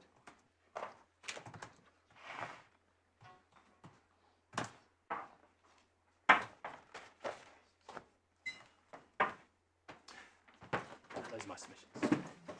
No, thank you very much. No, thank you very much indeed. Yes, Mr. Dalamo. Give me a moment to get myself set up. I think I should take the sting of displeasure early and hand up what I intend to hand up now as well. It's not as bad as it looks, I promise. Oh, I don't know. I've got It looks pretty bad. I've got a copy of a case called Chavez Vilches, which I'll hand up 3 copies. This is a decision referred to extensively in Advocate General de la Tour's judgment in CG, and I thought it would be helpful to see that to show what he was building upon for his fundamental human rights test. And I've got the full Citizens' Rights Directive, which is relevant to understanding some of the wider provisions knocking around, and then I have also got very modest excerpts from the 2016 immigration regulations that deal with the position of family members for a reason you'll understand when I come to it. What's this case about? The Secretary of State's got 4 grounds of appeal against the Upper Tribunal ruling, and as you've seen, by far and away the most heat and light is generated by ground 1. We'd suggest that the issues in relation to grounds 2 to 4 are actually eminently straightforward once you've read the CG judgment, particularly in conjunction with the Advocate General's opinion, and seen what it requires. Because for all the complexity introduced by the Secretary of State in relation to ground, we think the core issue it raises is really very straightforward. It concerns no more than the continued applicability or not of the reasoning of the CJEU in CG after the transition period created by Part 4 of the withdrawal agreement has come to an end, and the former rights of free movement, continuing in effect by the transition period, are replaced with the scheme of rights in Part 2 of the withdrawal agreement. Now, as you know, in CG, faced with an individual who had pre-settled status, the very form of domestic right of residence at issue, the court concluded that because that was lawful residence within the meaning of Article 21 of the treaty, that lawful residence, by contrast to someone who was merely present or staying unlawfully, the facts of Alamanowicz and Dano, were such as to trigger a requirement to analyse against the dignity threshold of the Charter a refusal to provide benefits which would lead to the person in question being forced to choose between non-residence or residence in an undignified or charter-breaching circumstance.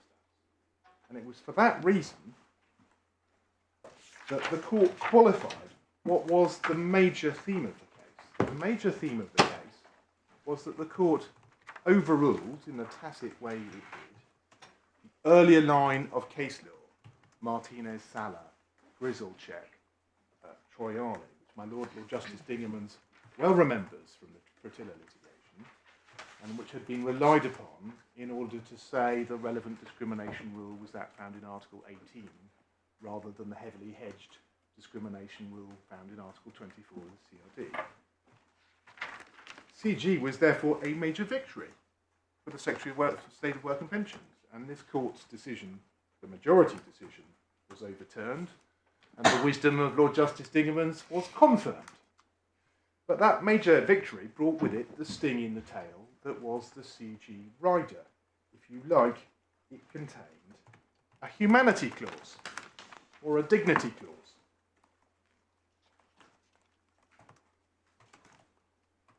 And the question, faced with a ruling of that kind, which we're all agreed binds the United Kingdom, because it was a reference made before IP completion day, such that its ruling is binding on the UK under Article 89 of the Withdrawal Agreement, confirmed by the Supreme Court in the Fratilla case itself, Authorities Bundle 58.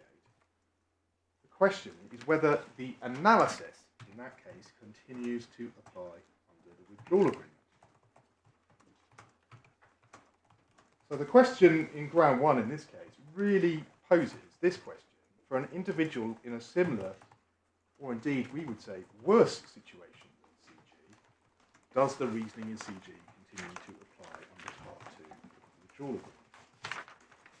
Is there, as we and the other interveners contend, effectively continuity of analysis, a result that seems to run with the grain of the underlying purpose of Part 2, which is to ensure that those who have obtained rights by dint of prior free movement retain those rights? Or, as the Secretary of State contends, does the Withdrawal Agreement operate to strip out the rights identified in CG and effectively remove the protection hitherto supplied by the Charter and the general principles? In effect, when asked after IP completion day, where's the humanity clause, the Secretary of State, like Chico Mark, says there ain't no humanity clause. Now that's an ambitious argument, we suggest, because it's been an axiom of EU law for as long as I've known anything about EU law, and I suspect long before, that when you're dealing with one of the four freedoms, and that's really what's at the heart of Article 13, is the relevant freedoms of movement for workers and the self-employed and the legislation giving effect to them. When you're dealing with a restriction on a freedom of that kind, it has to be justified in a manner that complies with EU general principles, most conspicuously proportionality, and equally conspicuously EU fundamental rights derived from the common constitutional traditions as later codified in the Charter. That's been, to use my learned friend's phrase, motherhood and apple pie since the 70s. And those principles weren't even stated in the treaties to begin with. You won't find in the early version of the treaties any references to proportionality or fundamental rights. Later versions, Articles 5 and 6 of the Treaty of European Union, effectively codify the court's jurisprudence and enshrine the principle of proportionality and subsidiarity and the duty to respect fundamental human rights embodied in the Convention and in the Charter. And they're no worse for being in treaties. One of my learned friends' arguments, and I'll come to it in due course, it was a strange one, was that somehow the Convention, the Charter, was incapable of operation because it was a treaty. It was incapable of supplying a method or a general principle relevant to the purposes of Article 4.3 because it was a treaty, which is mystifying with respect. It's also a result, we would suggest, that's all the more surprising when you consider the wider context of Article 4, particularly its Article 4.1. And remember that the very purpose of the CJU's discovery of its own autonomous general principles and then its own autonomous list of fundamental human rights derived from the common constitutional traditions was to prevent variable protection across the EU depending upon the variable exigencies of your constitution or Grundgesetz or whatever it may be. What greater threat, one can ask, could there be to the requirement for uniform application of the law as required by Article 4.1 of the Withdrawal Agreement than if you returned to a human rights free-for-all where the content of your Part 2 rights depended in turn upon the contents of local law and local human rights protection. So the very reason that the fundamental human rights were developed as a matter of EU law in the first place also militates strongly in their favour of their application through Article 4.1. And for all those reasons, we say the reasoning of the tribunal, which was ultimately a fairly short passage, is entirely unimpeachable. It hardly should be a surprise when all it's done is guarantee the continuity of result generated by CG, and it accords fully with the grain and the purpose of the Withdrawal Agreement. It's the Secretary of State's conclusion that even on its face appears highly suspect in its conclusion and result. And once you understand that, we would suggest that most of the rest of the arguments fall away or could be seen for the make-weights that they really are, because they're obviously inconsistent with the ruling in CG. Ground 2, the elaborate arguments about entitlement and what form of assessment is required, is a sort of paper general's argument that doesn't survive first contact with the enemy being what the CJU actually says at paragraph 89 through to 93, and what it actually says in the dispositive and the Advocate General's reasoning they plainly borrowed from to arrive at that first conclusion. And when you actually consider what are the nature of the relevant rights in question and what is ordinarily required to discharge them, take most obviously an inquiry designed to further the best interests of the child. How can that be anything other than an individual assessment?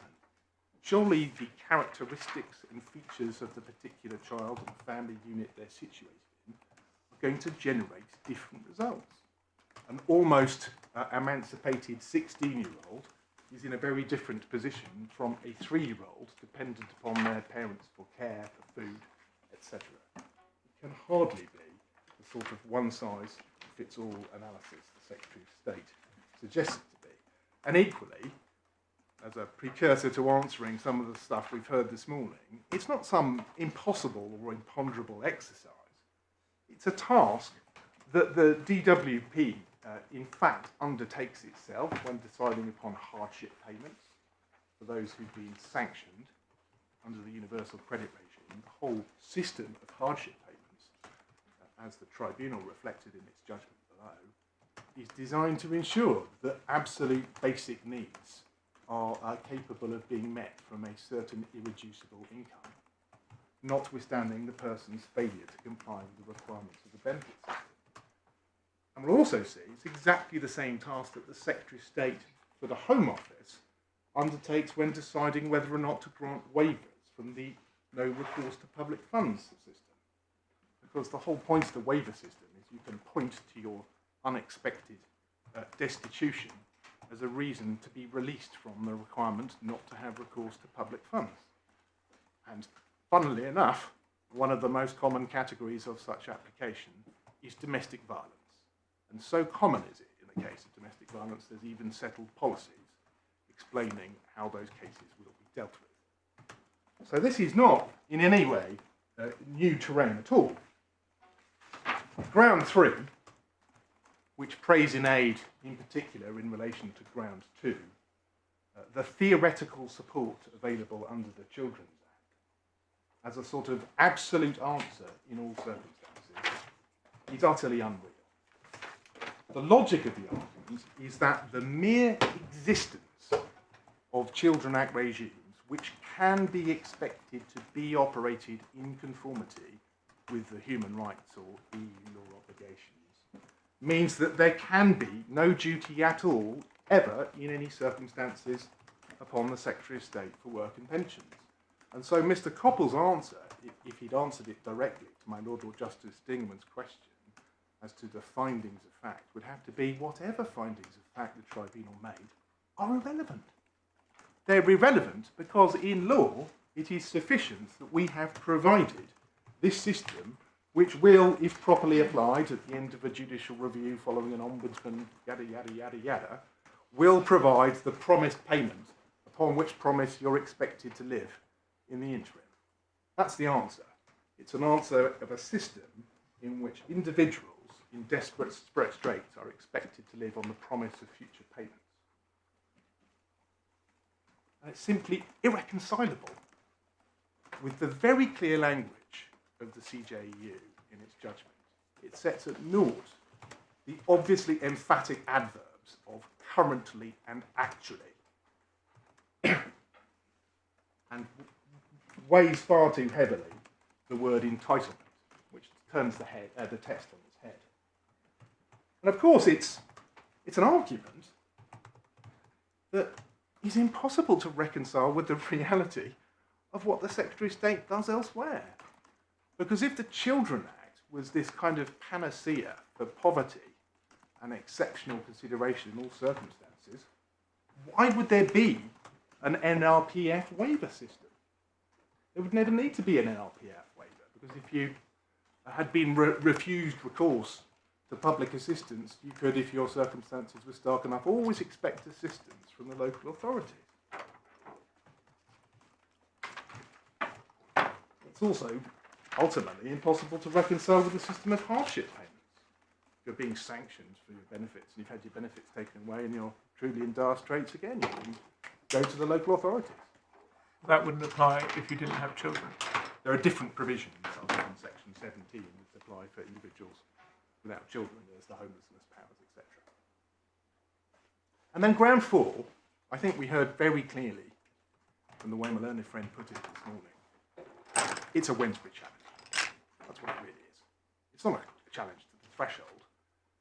My learned friend said, here's the threshold, here are all the facts that are relevant to the threshold, here's the way that the facts have been treated.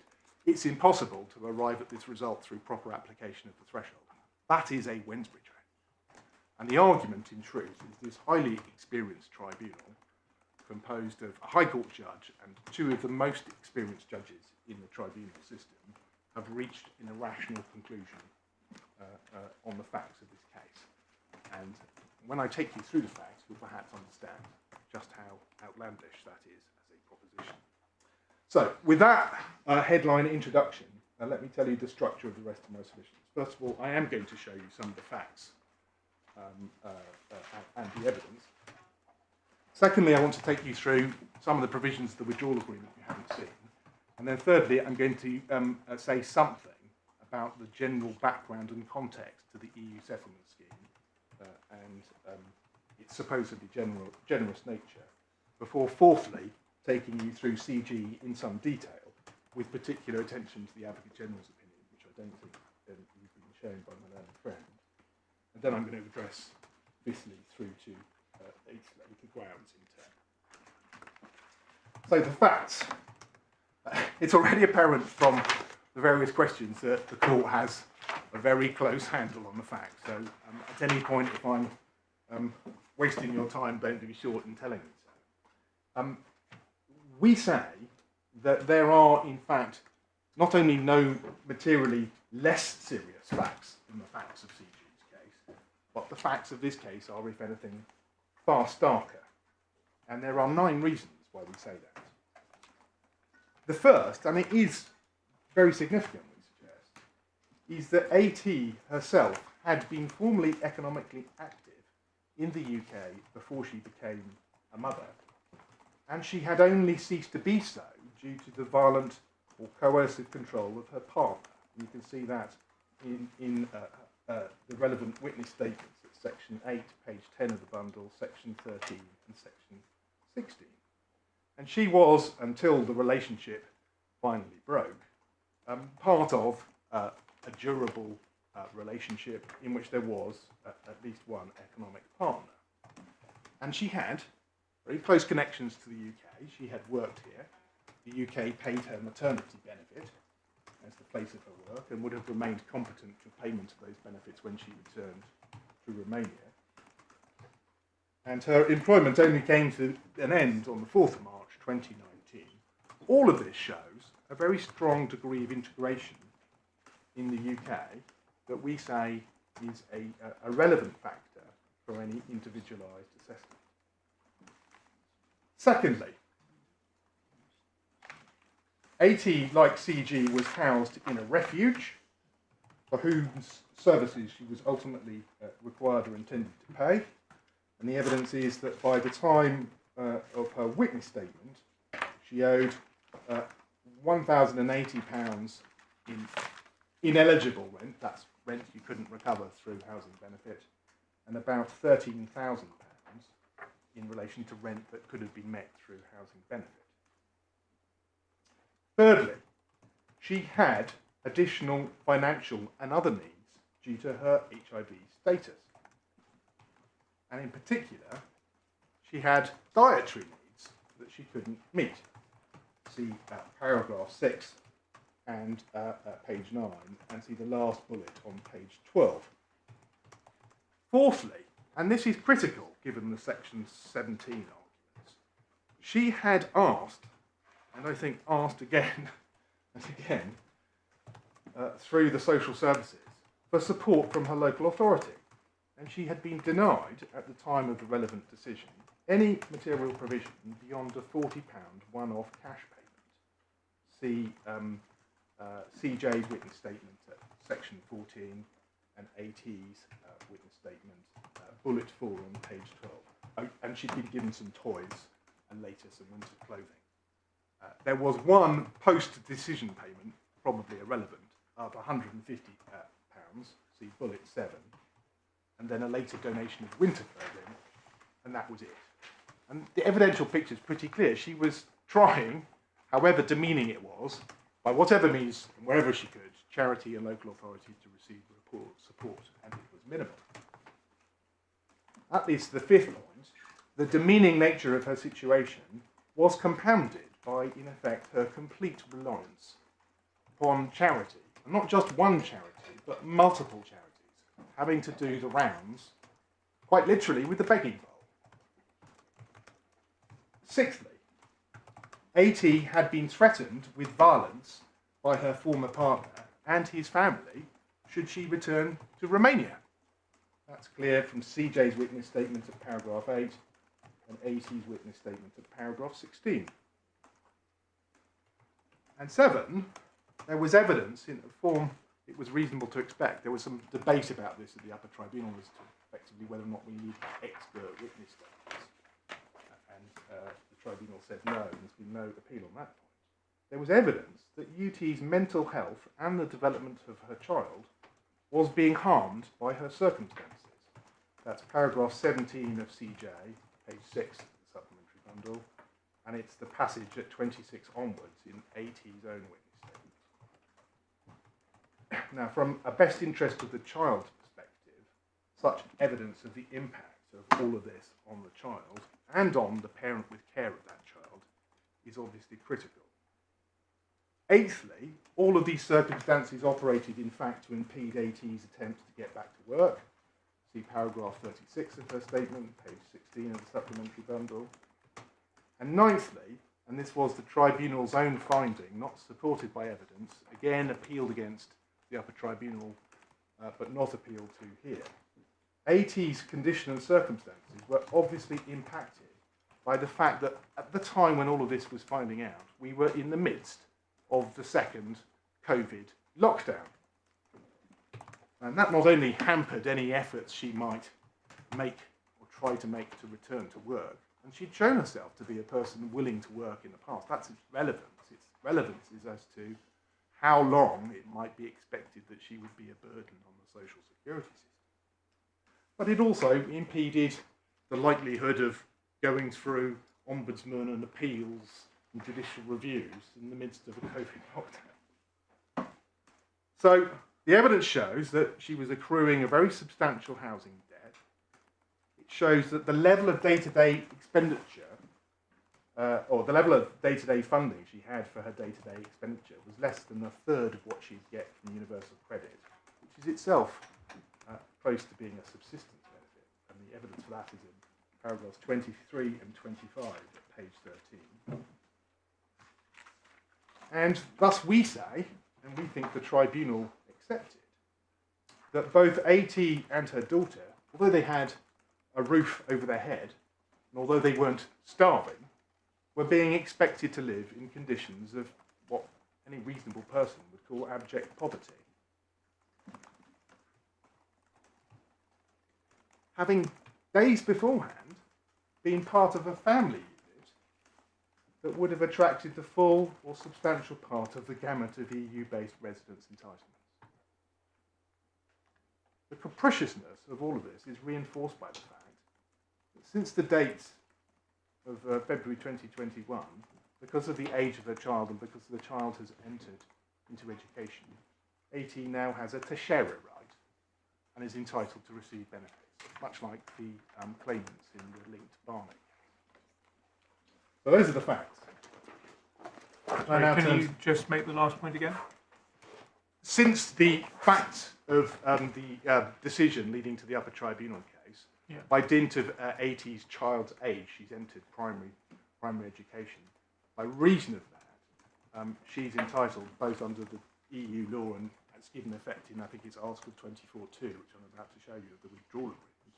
She has a teshera right of residence. And because she has a teshera right of residence, which is one of the qualifying rights of residence under the updating regulations, she's entitled to the full remit of benefits. So when did that happen? I think when her daughter reached the age of about 4. September 2022, I'm told. Thank you.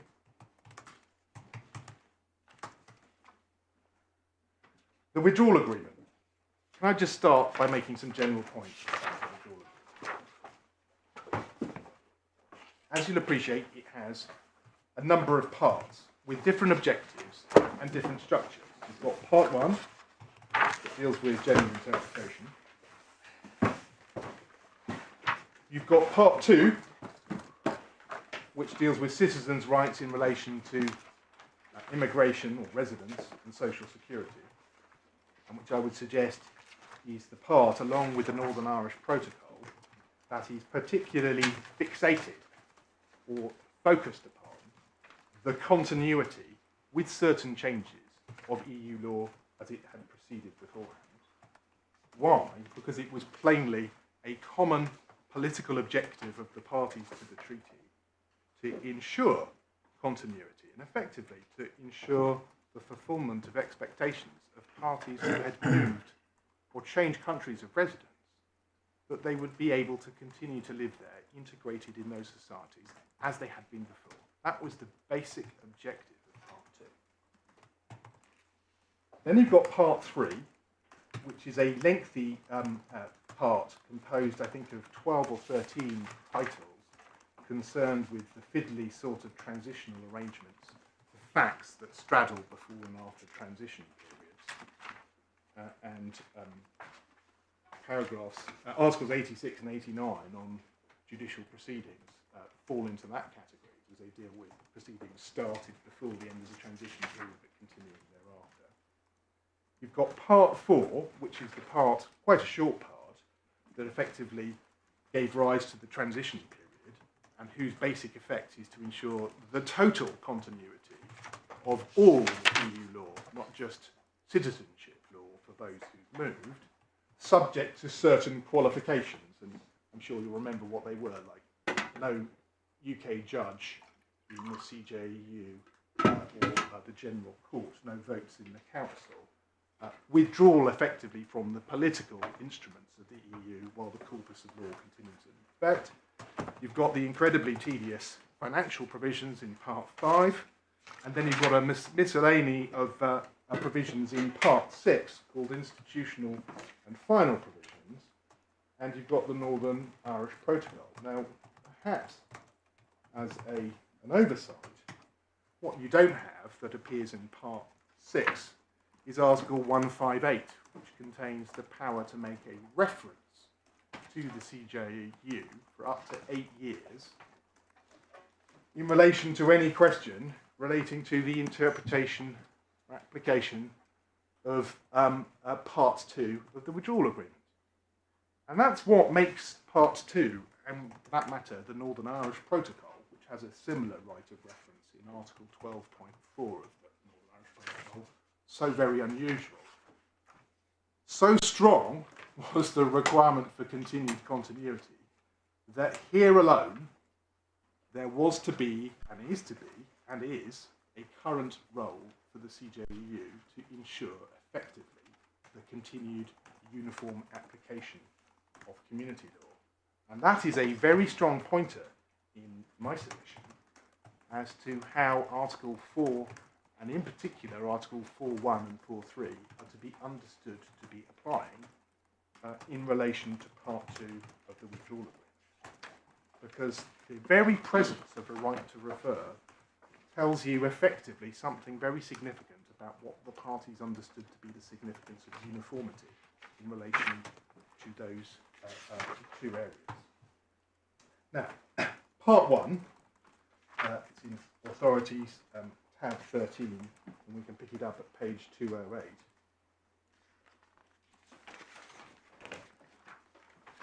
If I can open my bundle. Dicey moment. Contains, for present purposes, as I know you know, the definition of union law. And the definition of union law has at A1 all of the various treaties, including specifically and expressly the Charter, and in 2, the general principles of the union's law.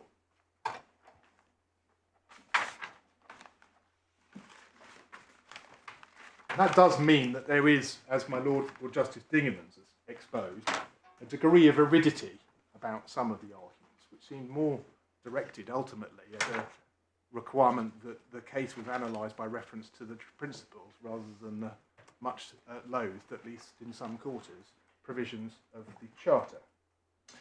Then you've got Article 4, and I think all parties are agreed for our purposes. That is, in many ways, the critical section. And let me spend some time on it because it will save me, or set the terrain for what I'm going to say on ground 1 in due course.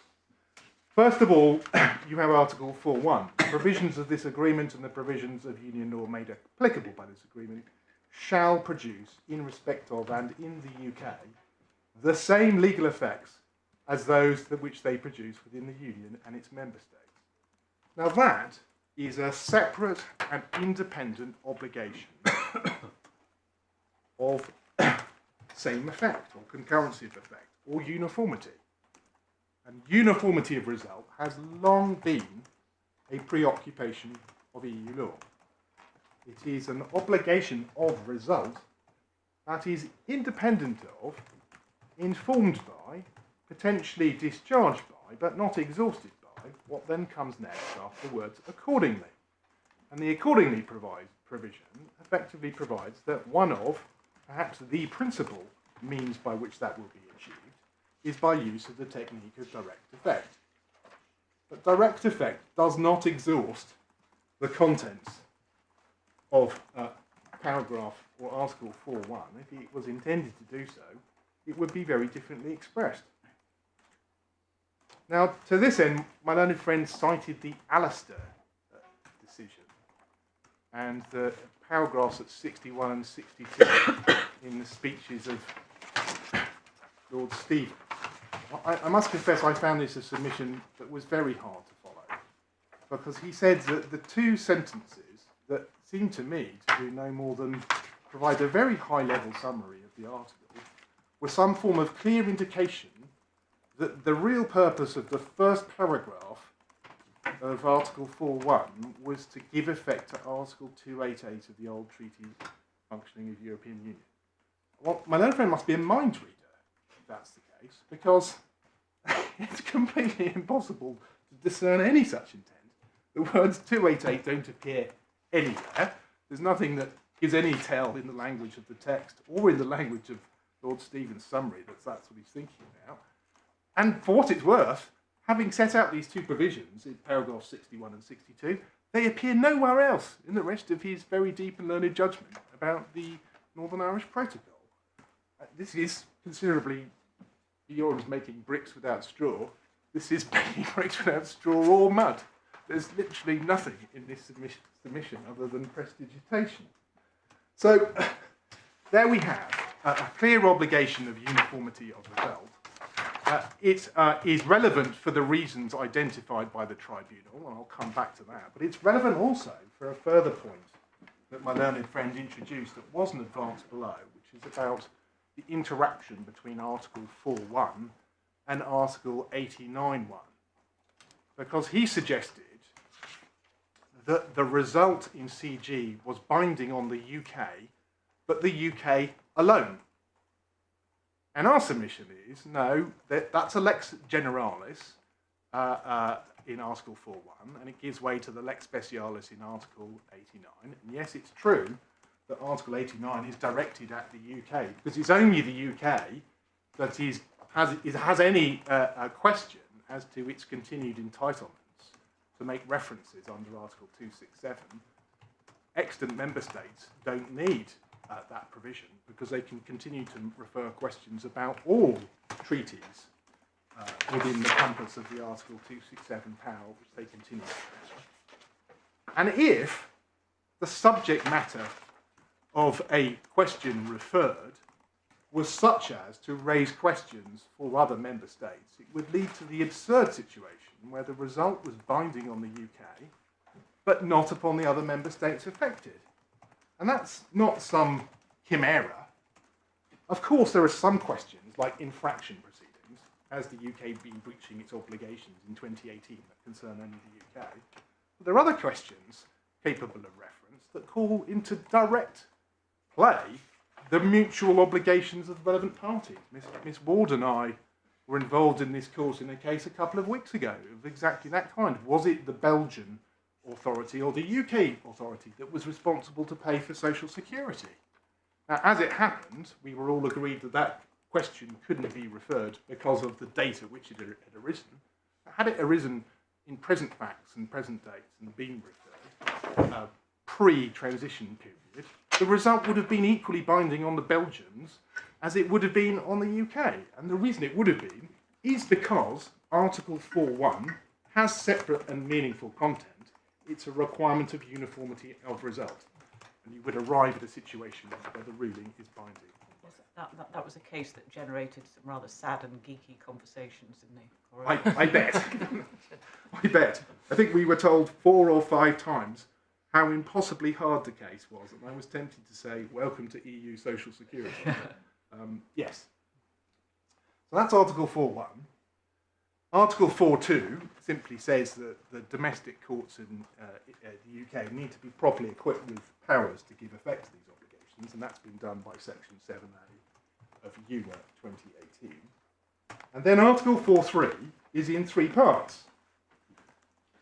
The first part is what type of item is it directed at? Well, it's directed at things referring to union law or concepts or provisions thereof that are effectively borrowed in the text of the article.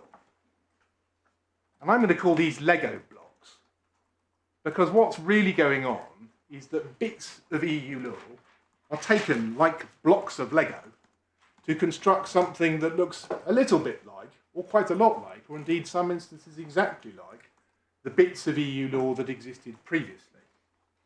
And effectively, the drafting of the withdrawal agreement is to take the various blocks of pre-existing EU law jurisprudence and build them into the rights created by Part 2 or in other parts of the regime. So what we're looking for is Lego blocks, concepts or provisions of union law that are identifiable in the provisions of an agreement. That's the first question.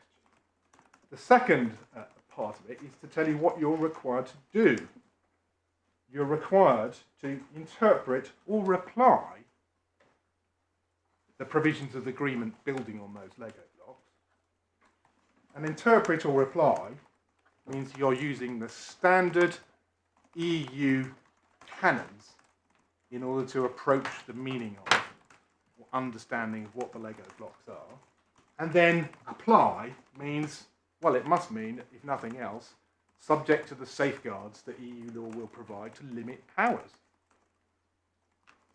And then lastly, what are you using in that task? You're using the methods and general principles of union law. Now, my learned friend fairly conceded a number of methods: Marleasing interpretation, teleological interpretation, purposive construction. Of course, one of the absolute classic methods, almost since the inception of the fundamental common law rights, was the use of common law rights to ensure a conforming interpretation of legislation. That's an absolutely basic use of fundamental rights in just about any constitutional system. And the EU is no exception. The IMA's skeleton provides any number of useful examples of that technique. The idea that that is not a method of EU law is, with respect, unreal. And it's just as much a method if the sources of the obligation for conforming construction are found in a treaty, as, for instance, the obligation of proportionality is in Article 5.1 TEU, or if it's found in the Charter.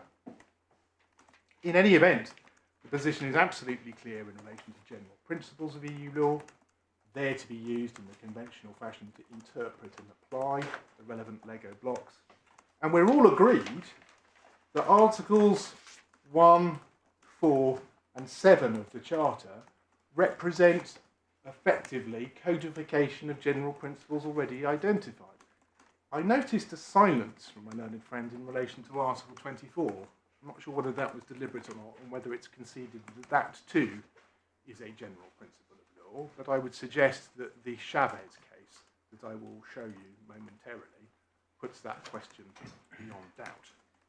And that leads to something of an arid debate. If I can't do it through the Charter, you can do it through general principles, which is of course the reason why the Tribunal, with assiduous care, when going through the roll call of the relevant Charter rights, identified not just the Charter provisions, but their history as general principles beforehand.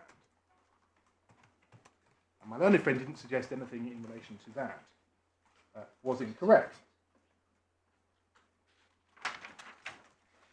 And then we have Article 4.4, before the end of the transition period, and you have my point about how that must interact with Article 4.1 and Article 86 and 89 in Part 4.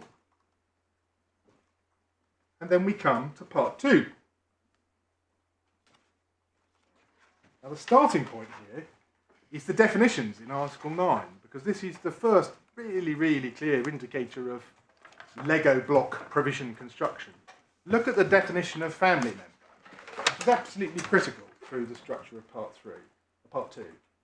It's lifted straight from the relevant definition in point 2 of Article 2 of the full CRD directive, which I've supplied to you.